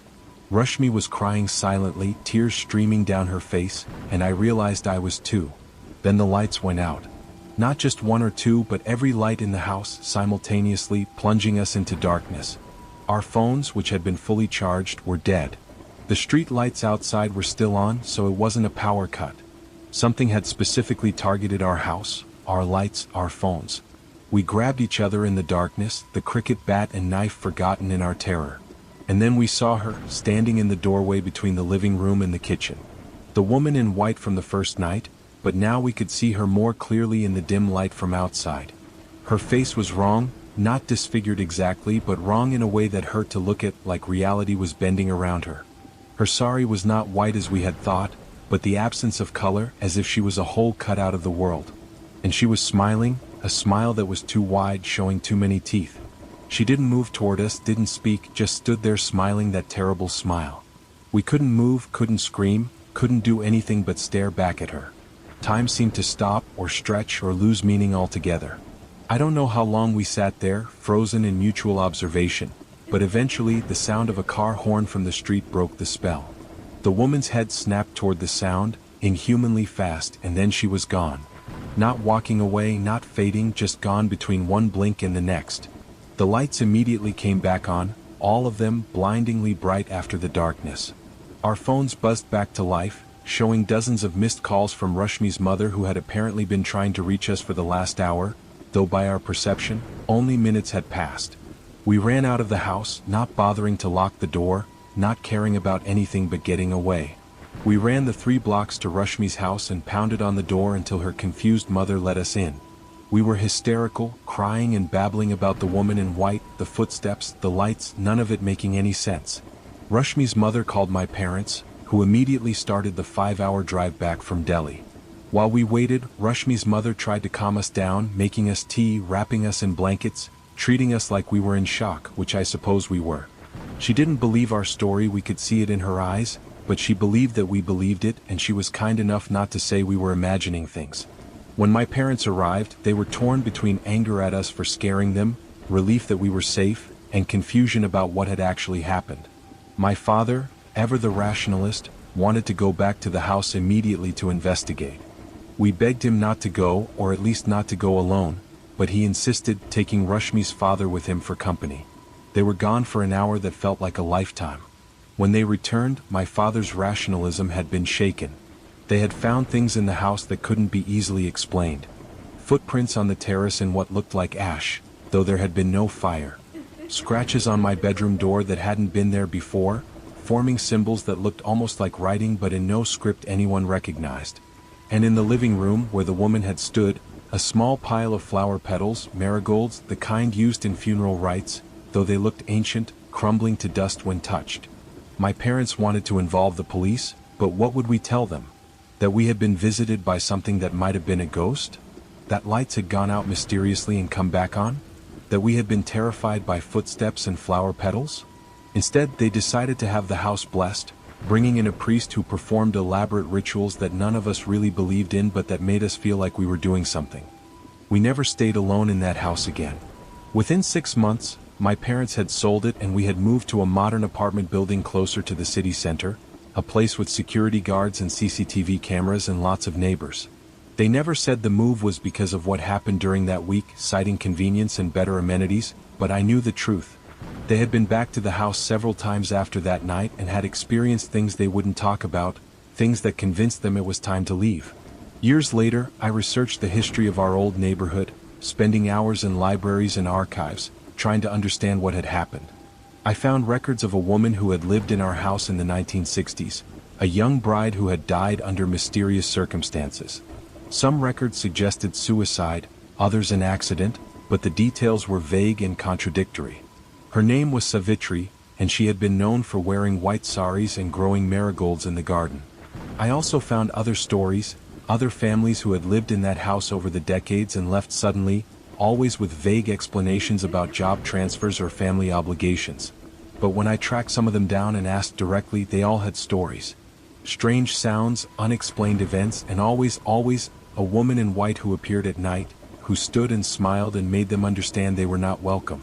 Rushmi and I remained best friends through college and beyond, but we never spoke about that week unless we'd had too much to drink, and even then only in whispers, as if speaking about it too loudly might summon her back.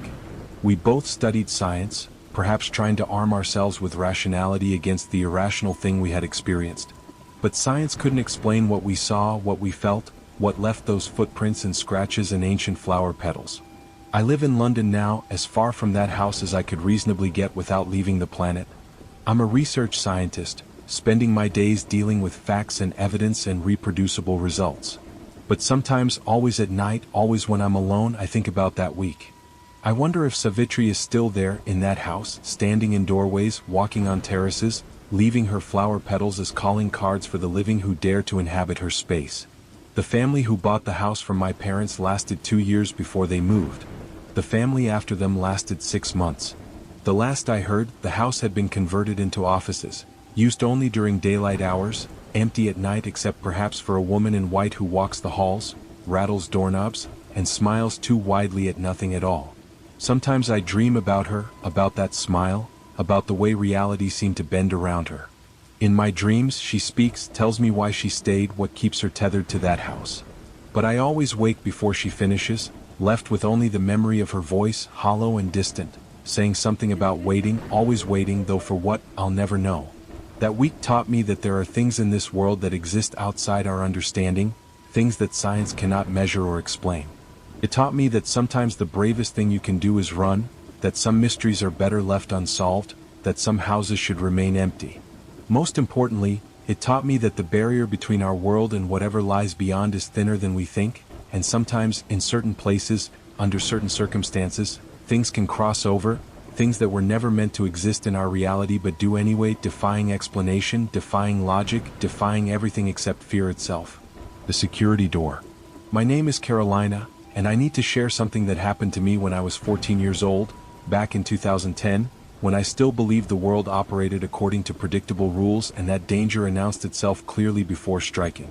I lived in an apartment complex called Quests Avenue on the outskirts of Sao Paulo, Brazil, a sprawling development of 5 buildings that housed hundreds of families in a carefully maintained illusion of middle-class security.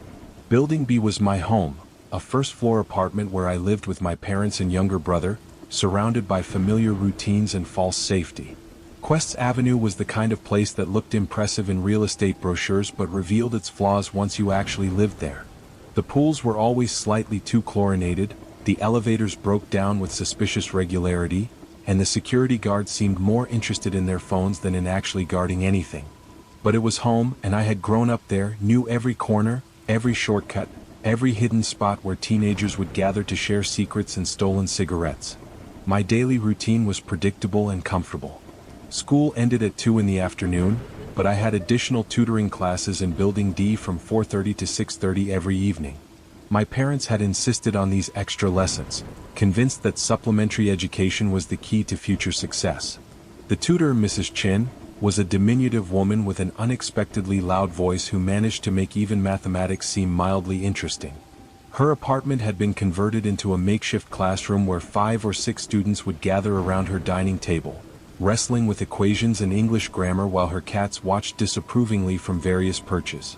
Building D stood directly across from Building B, separated by a courtyard that the management had tried to make appealing with some struggling plants and benches that nobody ever sat on because they were always either too hot from the sun or wet from the sprinkler system. The walk between buildings should have taken 5 minutes, but I usually stretched it to 20, using the time to daydream, check my phone, or chat with friends who were heading to their own afternoon obligations. Between buildings B and D, slightly set back from the main path, was something I had noticed but never really thought about until that day. A security door, painted the same beige as the buildings, with a keypad entry system that should have been lit but never was. In all my years living there, I had never seen anyone use it. It had become part of the background, like the fake plants in the lobby or the perpetually broken fountain near the entrance. I assumed it led to some maintenance area or storage facility, the kind of boring, practical space that adults worried about but kids ignored. That particular evening started like any other. October in Sao Paulo meant the weather was warm but not oppressive, with occasional brief rain showers that did nothing to cool things down but did manage to make everything humid and sticky. I had spent the tutoring session half listening to Mrs. Chen explain the future perfect tense while mostly thinking about the party I was hoping to convince my parents to let me attend that weekend. My friend Juliana was sitting next to me, and we had spent most of the class passing notes about which boys might be there and what we would wear if we were allowed to go. After class ended at 6:30, Juliana and I walked out together as usual. She had brought homemade brigadeiros, those impossibly sweet chocolate treats that her grandmother made better than anyone else, and we stood outside Building D, sharing them while gossiping about our classmates. The sun was setting, painting the sky in shades of orange and pink that made even our mundane apartment complex look almost beautiful. Eventually, Juliana had to leave for her violin lesson, another parental requirement that she despised but endured, and I was left alone to make my way home. I was still eating the last brigadeiro, savoring the sweetness and in no hurry to get home, where my mother would immediately ask about homework and my father would want to discuss my future career plans despite the fact that I was only 14 and could barely decide what to have for breakfast, let alone what to do with the rest of my life. That's when I saw him emerge from the security door that nobody ever used. The first thing I noticed was how wrong his movement was.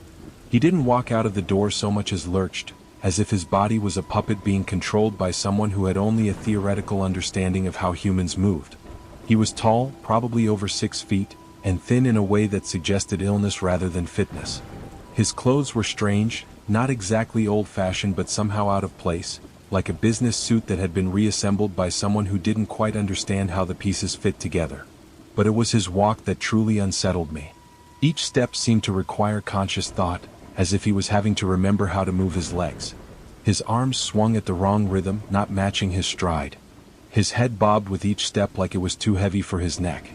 And he was looking down at his feet with intense concentration, watching them move as if he didn't quite trust them to work properly. I should have left immediately.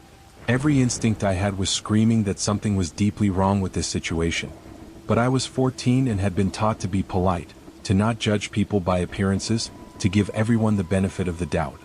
So I stood there, frozen by social conditioning and adolescent uncertainty, as he noticed me and changed direction. When he looked up from his feet, his face was revealed in the dying sunlight, and I immediately wished he had kept looking down.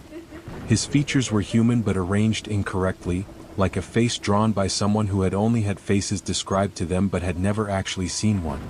His eyes were too far apart, giving him a fish-like appearance. His jaw hung at an angle that suggested it had been broken and never properly set. His mouth was slightly open, and I could see teeth that were all different sizes, as if they had been collected from different people and inserted randomly. He moved toward me with that horrible lurching gait, faster now but no more coordinated, like a broken machine trying to run. I wanted to run, but my legs wouldn't respond.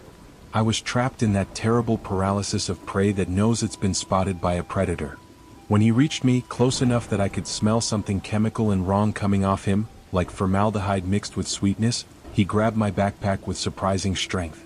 His fingers were too long, with too many joints, or maybe that was just my terrified mind trying to make sense of something that didn't make sense. He pulled at my bag hard enough to nearly knock me over, and his face got close to mine, close enough that I could see his eyes weren't quite the same color, one brown and one a muddy green, both with pupils that didn't respond to light the way they should. "Do you have any money in your bag?" he asked, but his voice was all wrong. It wasn't just one voice but several, layered on top of each other, harmonizing in a way that human voices shouldn't be able to. Some of the voices sounded male, others female, some old, some young, all asking the same question at the same time. "No," I managed to whisper, my voice barely audible even to myself. "I don't have any money." He stared at me with those mismatched eyes, and I could see something moving behind them, not thoughts exactly, but something shifting and rearranging itself. His head tilted at an angle that would have been painful for a normal person, nearly perpendicular to his shoulders, and he smiled. It was the worst thing I had seen yet, that smile, because it revealed that his teeth weren't just different sizes but different types, some human, some that looked animal, sharp and predatory. That's when I noticed that people had started to gather. An elderly couple sat on one of those benches nobody ever used, watching us with concern. A mother with 2 young children had stopped on the path, her hand reaching for her phone. A security guard, one of the useless ones who usually just sat in the guard booth playing games on his phone, had actually emerged and was walking toward us. The man noticed them too. His head snapped back to a normal position with an audible crack that made me feel sick, and his eyes darted between the gathering witnesses. He laughed then, but like his voice, it wasn't quite right. It was too many laughs at different pitches, creating a discordant symphony that made everyone who heard it step back. "Why are you so scared?" he asked, still using that horrible multi-voice speech, and then he released my bag so suddenly I stumbled backward. I didn't need any more invitation than that. I ran like I had never run before, my backpack bouncing against my spine, my breath coming in gasps that hurt my chest. I could hear concerned voices behind me, someone asking if I was okay, someone else saying they should call the police, but I didn't stop. I ran all the way to Building B, up the stairs to our apartment, fumbling with my keys with hands that shook so badly I dropped them twice. When I finally got inside, I slammed the door behind me and locked it, then put the chain on for good measure. My parents weren't home yet, they both worked late on Thursdays, and my younger brother was at football practice. I was alone, and for once that felt like a blessing. I didn't want to explain what had happened, wasn't sure I could explain it in a way that made sense. I went to my room and looked out the window that faced the courtyard. I could see the spot where the encounter had happened, could see people still gathered there, talking and gesturing. But the man was gone. As I watched, the security guard walked to the security door and tried the handle. It was locked, as apparently it always was. He shrugged and walked away, already pulling his phone back out, the excitement over. When my parents came home, I told them I wasn't feeling well and went to bed early. I couldn't eat dinner, couldn't concentrate on anything except the memory of those mismatched eyes and that multi-layered voice. I lay in bed, listening to the normal sounds of my family's evening routine, trying to convince myself that what had happened was explainable, that there was some rational reason for all of it. The next day, Friday, I pretended to be sick to avoid going to tutoring. My mother, concerned, stayed home from work to take care of me. I spent the day in a fog, jumping at every sound, checking the locks repeatedly, watching that security door from my window. It never opened, nobody went in or out, it just sat there, as mysterious and mundane as ever. That weekend, unable to keep it inside anymore, I told my friend Anna what had happened. She listened with wide eyes, then told me something that made my blood run cold. Her older sister, who had lived in Quest's Avenue 5 years earlier, had told her about something similar. A man who moved wrong, who came out of places he shouldn't be, who approached teenagers and asked strange questions. The sister's friend had encountered him late one evening near the parking garage. He had asked her if she knew what year it was, and when she had answered, he had laughed that same multi-voice laugh and walked away, moving like his bones weren't connected properly. Anna's sister had done some research, the kind of obsessive deep dive that teenagers do when something captures their attention. She had found reports going back decades, always in apartment complexes, always involving a tall, thin man who moved wrong and came from doors that shouldn't open. The descriptions varied slightly, but the core was always the same. Wrong movement, wrong face, wrong voice, impossible presence. There was one report from 1987 that included a photograph, grainy and unclear, but showing a figure near a maintenance door in a complex in Rio de Janeiro. The figure was blurry, caught in motion, but you could see enough to know it wasn't moving the way a person should move. There was another from 1995, a security camera still from a building in Brasilia, showing someone or something emerging from a sealed doorway, the image distorted as if the camera couldn't quite process what it was recording. Anna's sister had a theory. one that sounded insane but was no more insane than what I had experienced. She thought these weren't isolated incidents but the same entity, something that existed in the spaces between spaces, the doors that led nowhere, the maintenance areas that nobody maintained.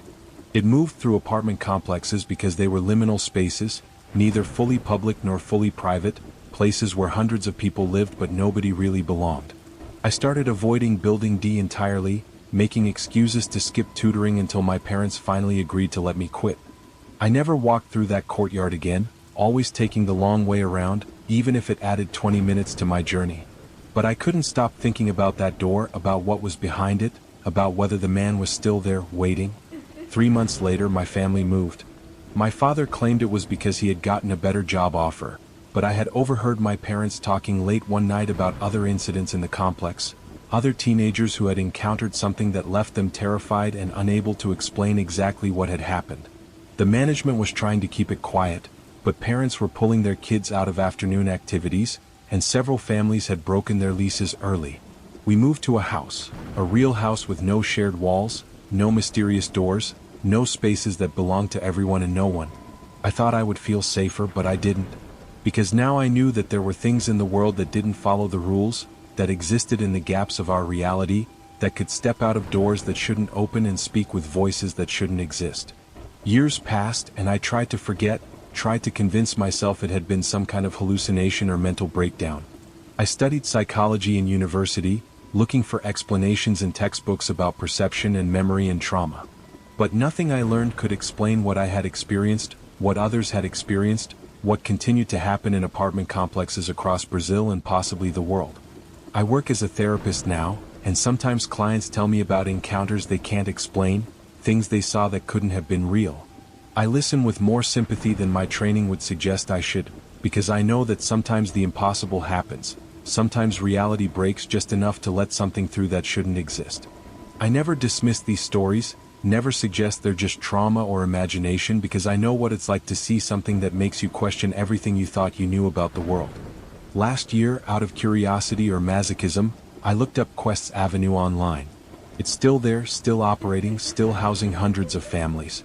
But in the reviews and forums, I found what I was looking for and dreading. Recent posts about a strange man seen near Building D, about teenagers being approached by someone who moved wrong, about a security door that nobody could explain but that sometimes opened when it shouldn't. The most recent post was from 3 weeks ago, from a mother whose 14-year-old daughter had come home terrified after encountering a tall, thin man who had emerged from nowhere and asked her if she had any money in her bag. The mother was asking if anyone else had experienced something similar, if she should call the police, if she should move. The responses were split between those calling her crazy and those sharing their own stories, their own encounters with something that shouldn't exist but does. I wanted to respond, to warn her, to tell her to leave immediately. But what would I say? That there's something living in the spaces between spaces? That there's an entity that has been haunting apartment complexes for decades, possibly longer? That her daughter was lucky to escape with just fear? None of it would sound credible, none of it would help, none of it would change the fact that the thing is still there, still emerging from doors that shouldn't open, still approaching teenagers in courtyards at dusk. Sometimes I dream about that door, about what's behind it.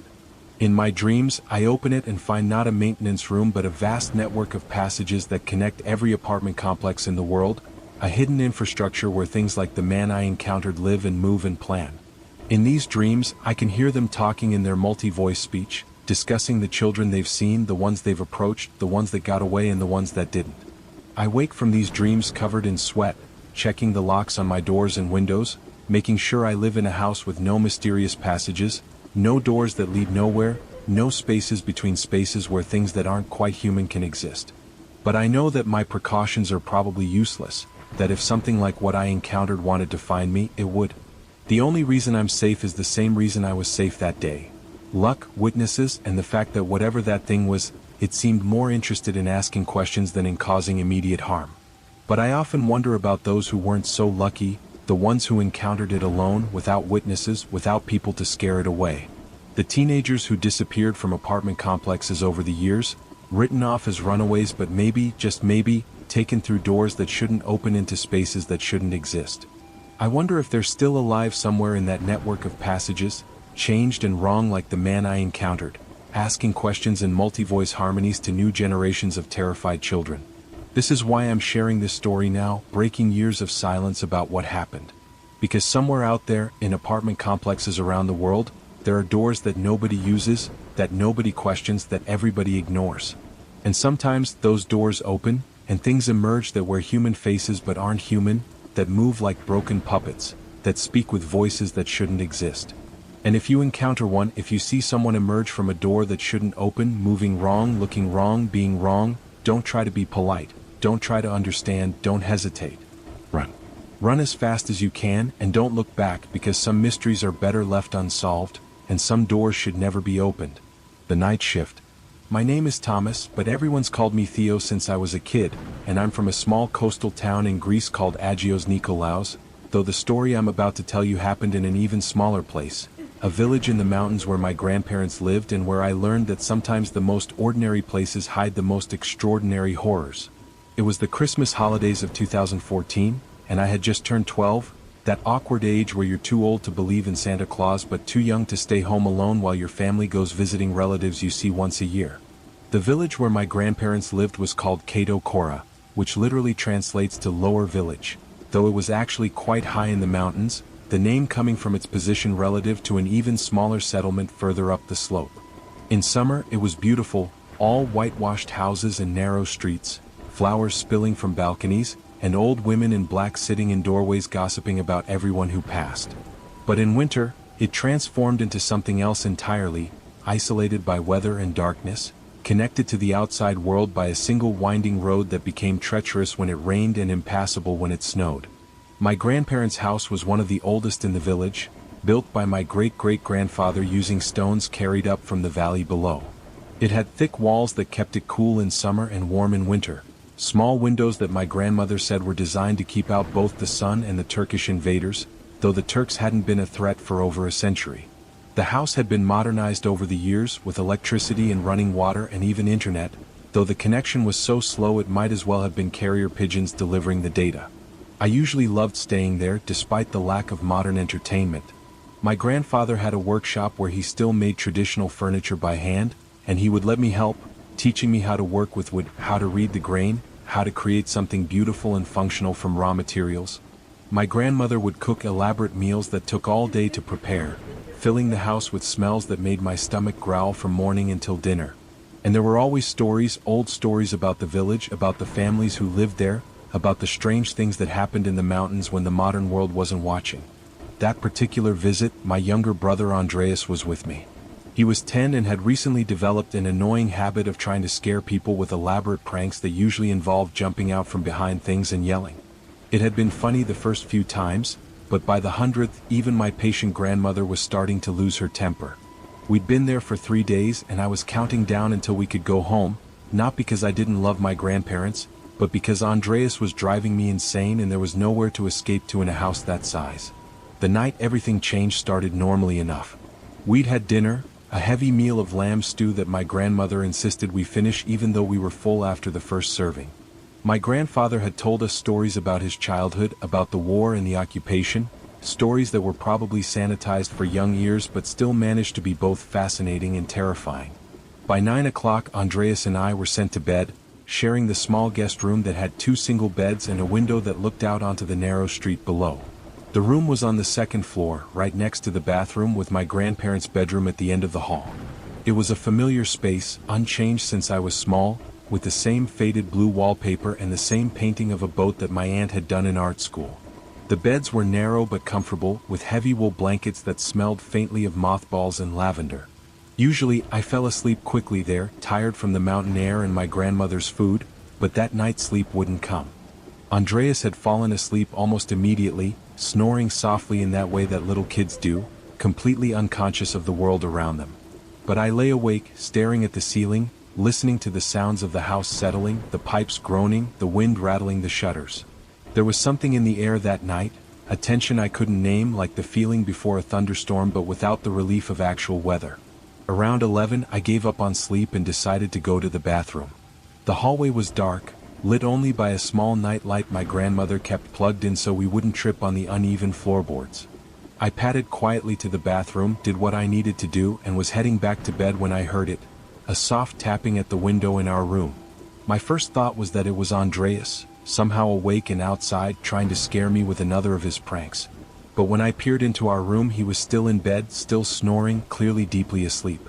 The tapping continued, rhythmic and insistent, like someone knocking politely but persistently. I crept to the window, my heart beginning to race, and slowly pulled back the curtain. There was a hand pressed against the glass, pale and small, like a child's hand. Just the hand, no arm visible, no body, just this disembodied hand pressed flat against the window. I jerked back, my breath catching in my throat, and the hand withdrew, leaving a print on the glass that slowly faded as I watched. I stood frozen, staring at the empty window, trying to process what I'd seen. Logic kicked in, the rational part of my 12-year-old brain trying to make sense of the impossible. It had to be one of the village kids playing a prank. They must have a ladder, or maybe they were standing on something, though I couldn't imagine what since our window was a good 4 meters off the ground and there was nothing to climb on. But kids were creative, and maybe they'd heard about the city boy visiting and decided to have some fun. I went back to the window, determined to catch the prankster in the act. This time, I yanked the curtain all the way open, ready to confront whoever was there. The street below was empty, lit by a single street light that cast long shadows but revealed no ladder, no children, no explanation for what I'd seen. But as I stood there, the hand appeared again, this time tapping more insistently, and I could see it clearly. It wasn't attached to anything. It simply existed, floating at window level, a child's hand with perfect detail, down to the tiny fingernails and the creases in the palm. It pressed against the glass, and I could see it flatten slightly from the pressure, completely real except for the impossibility of its existence. I wanted to scream, to wake everyone, but I was paralyzed by a combination of fear and fascination. The hand withdrew again and then began to trace patterns on the glass, leaving brief foggy marks that faded quickly in the cold night air. It was writing something, I realized, letters in Greek that I could barely make out before they disappeared. Ella, it wrote again and again. Come. That broke my paralysis. I stumbled backward, tripping over Andreas's shoes and falling hard on my tailbone. The noise woke him and he sat up groggily, asking what was wrong. I pointed at the window, speechless, but when we both looked, there was nothing there. Just the empty street, the flickering street light, the normal view we'd seen every night since we'd arrived. Andreas predictably didn't believe me. He accused me of trying to get back at him for all his pranks, said I was making it up, that I was being a baby. But I could see uncertainty in his eyes, especially when I showed him the window where you could still see, if you looked at just the right angle, the faint outline of a small hand print on the outside of the glass, too high for any normal child to reach. We spent the rest of that night huddled together in my bed, taking turns watching the window, but nothing else happened. When morning came, bringing bright sunshine and the sounds of village life, the terror of the night seemed almost silly. But I knew what I'd seen, and even Andreas, in the daylight, admitted that something had frightened me enough to make me fall, even if he wasn't ready to believe in floating hands. I tried to tell my grandmother about it over breakfast, but she dismissed it as a nightmare, though I noticed she exchanged a look with my grandfather that suggested they knew more than they were saying. It wasn't until later, when I cornered my grandfather in his workshop, that I got some answers. He told me reluctantly that what I'd seen wasn't the first such incident in the village. There had been stories, going back generations, about children seeing things at windows, always at night, always in winter. Small hands that tapped and beckoned, that tried to lure children outside. Most dismissed it as imagination or local folklore, but every few years a child would disappear, usually a visitor who didn't know to ignore the tapping, who opened the window or went outside to investigate. The last disappearance had been in 1987, a boy from Athens whose family had been visiting for Easter. He'd been seen leaving his grandparents' house in the middle of the night, walking toward the old part of the village where the abandoned houses were. They found him 3 days later in an old well, alive but changed, unable or unwilling to speak about what had happened. He never spoke again, actually spending the rest of his life in a psychiatric facility, drawing pictures of hands, hundreds and hundreds of hands. My grandfather believed, though he admitted it sounded insane, that there was something old in the village, older than the houses, older than Christianity, something that had been there when the first Greeks settled these mountains. It wanted children, though nobody knew why, and it used whatever form would most appeal to them. In the old days, it had been voices calling their names. In his youth, it had been the sound of toys or music. Now, apparently, it was hands at windows, perhaps because modern children were so used to horror movies that only something truly surreal could capture their attention. He made me promise not to go out at night for the rest of our visit, to ignore any tapping at windows, to wake him immediately if anything else happened. He also did something that surprised me. He took down an old icon from his workshop wall, a Byzantine painting of Saint Nicholas, the village's patron saint, and hung it in our room, facing the window. It was probably psychological, but I felt safer with those painted eyes watching over us.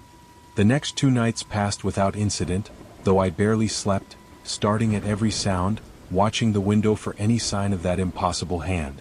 Andreas had stopped making jokes about it, especially after overhearing some of the older villagers talking in hushed tones about the winter visitor, and crossing themselves when children walked by.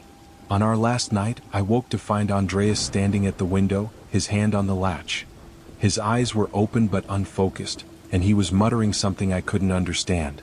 The window was covered in handprints, dozens of them, all child-sized, all pressed against the glass from the outside. They weren't tapping anymore, they were just there waiting. I grabbed Andreas and pulled him away from the window, and he seemed to snap out of whatever trance he'd been in. He looked at me with terrified eyes and said he'd been dreaming about children playing in the snow, calling him to join them, promising games and adventures. The hands, he said, belonged to them, to all the children who had answered the call over the years, who were still playing somewhere in the dark, waiting for more friends to join their endless games. We spent the rest of that night in my grandparents' room, huddled between them like we were much younger than we were. My grandfather sat in a chair by the door with his old hunting rifle, though I doubt a gun would have done much good against disembodied hands and dream voices. When morning came, we packed quickly and left earlier than planned, my parents confused but accepting when my grandparents insisted we needed to get on the road before the weather turned. As we drove away from the village, I looked back and thought I saw them, just for a moment, in the windows of the abandoned houses on the hillside. Small faces, pale and indistinct, watching us leave. Children who had answered the call years, decades, maybe centuries ago, trapped in whatever game they'd been invited to play.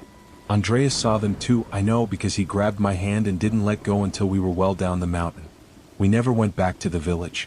My grandparents came to visit us in the city after that, making excuses about their health, about the difficulty of hosting, but I knew the truth. They were protecting us from something they couldn't fight, couldn't explain, could only avoid. My grandfather died 2 years later, and my grandmother moved to live with my aunt in Athens. The house in the village stands empty now, another abandoned building with dark windows where things that shouldn't exist might tap their invitations to unwary children. I'm 28 now, with a degree in folklore and anthropology that I pursued specifically because of that night. I've researched similar stories from around the world, and they're disturbingly common. Always isolated villages, always in winter, always children who see things at windows that try to lure them outside. The details vary, but the core is the same. Something old and patient and hungry, waiting in the dark places of the world for children foolish enough to answer when it calls. I've thought about going back to the village, armed with recording equipment and scientific instruments, trying to document what happens there. But I'm not brave enough, or perhaps I'm too wise. Some mysteries are better left uninvestigated, some invitations better left unanswered. The hands at the window taught me that there are things in this world that exist outside our understanding, things that have their own rules and reasons that we're better off not knowing. Sometimes, on winter nights when I'm alone in my apartment in Athens, I hear tapping at my window. It's probably just a tree branch or the wind or my imagination, but I never look. I never open the curtains. I remember my grandfather's words, his warning, his fear. And I remember those small hands, impossibly present, writing their invitation on the glass, waiting patiently for a child curious enough or lonely enough or brave enough to accept. This is my warning to you, especially if you have children, especially if you visit remote villages where the old things still hold sway. When you hear tapping at windows in the night, don't look. When you dream of children calling you to play, don't answer. When you see small hands pressed against glass that's too high for any child to reach, close the curtains, say a prayer to whatever you believe in, and wait for dawn. Because some invitations, once accepted, can never be declined, and some games, once joined, never end.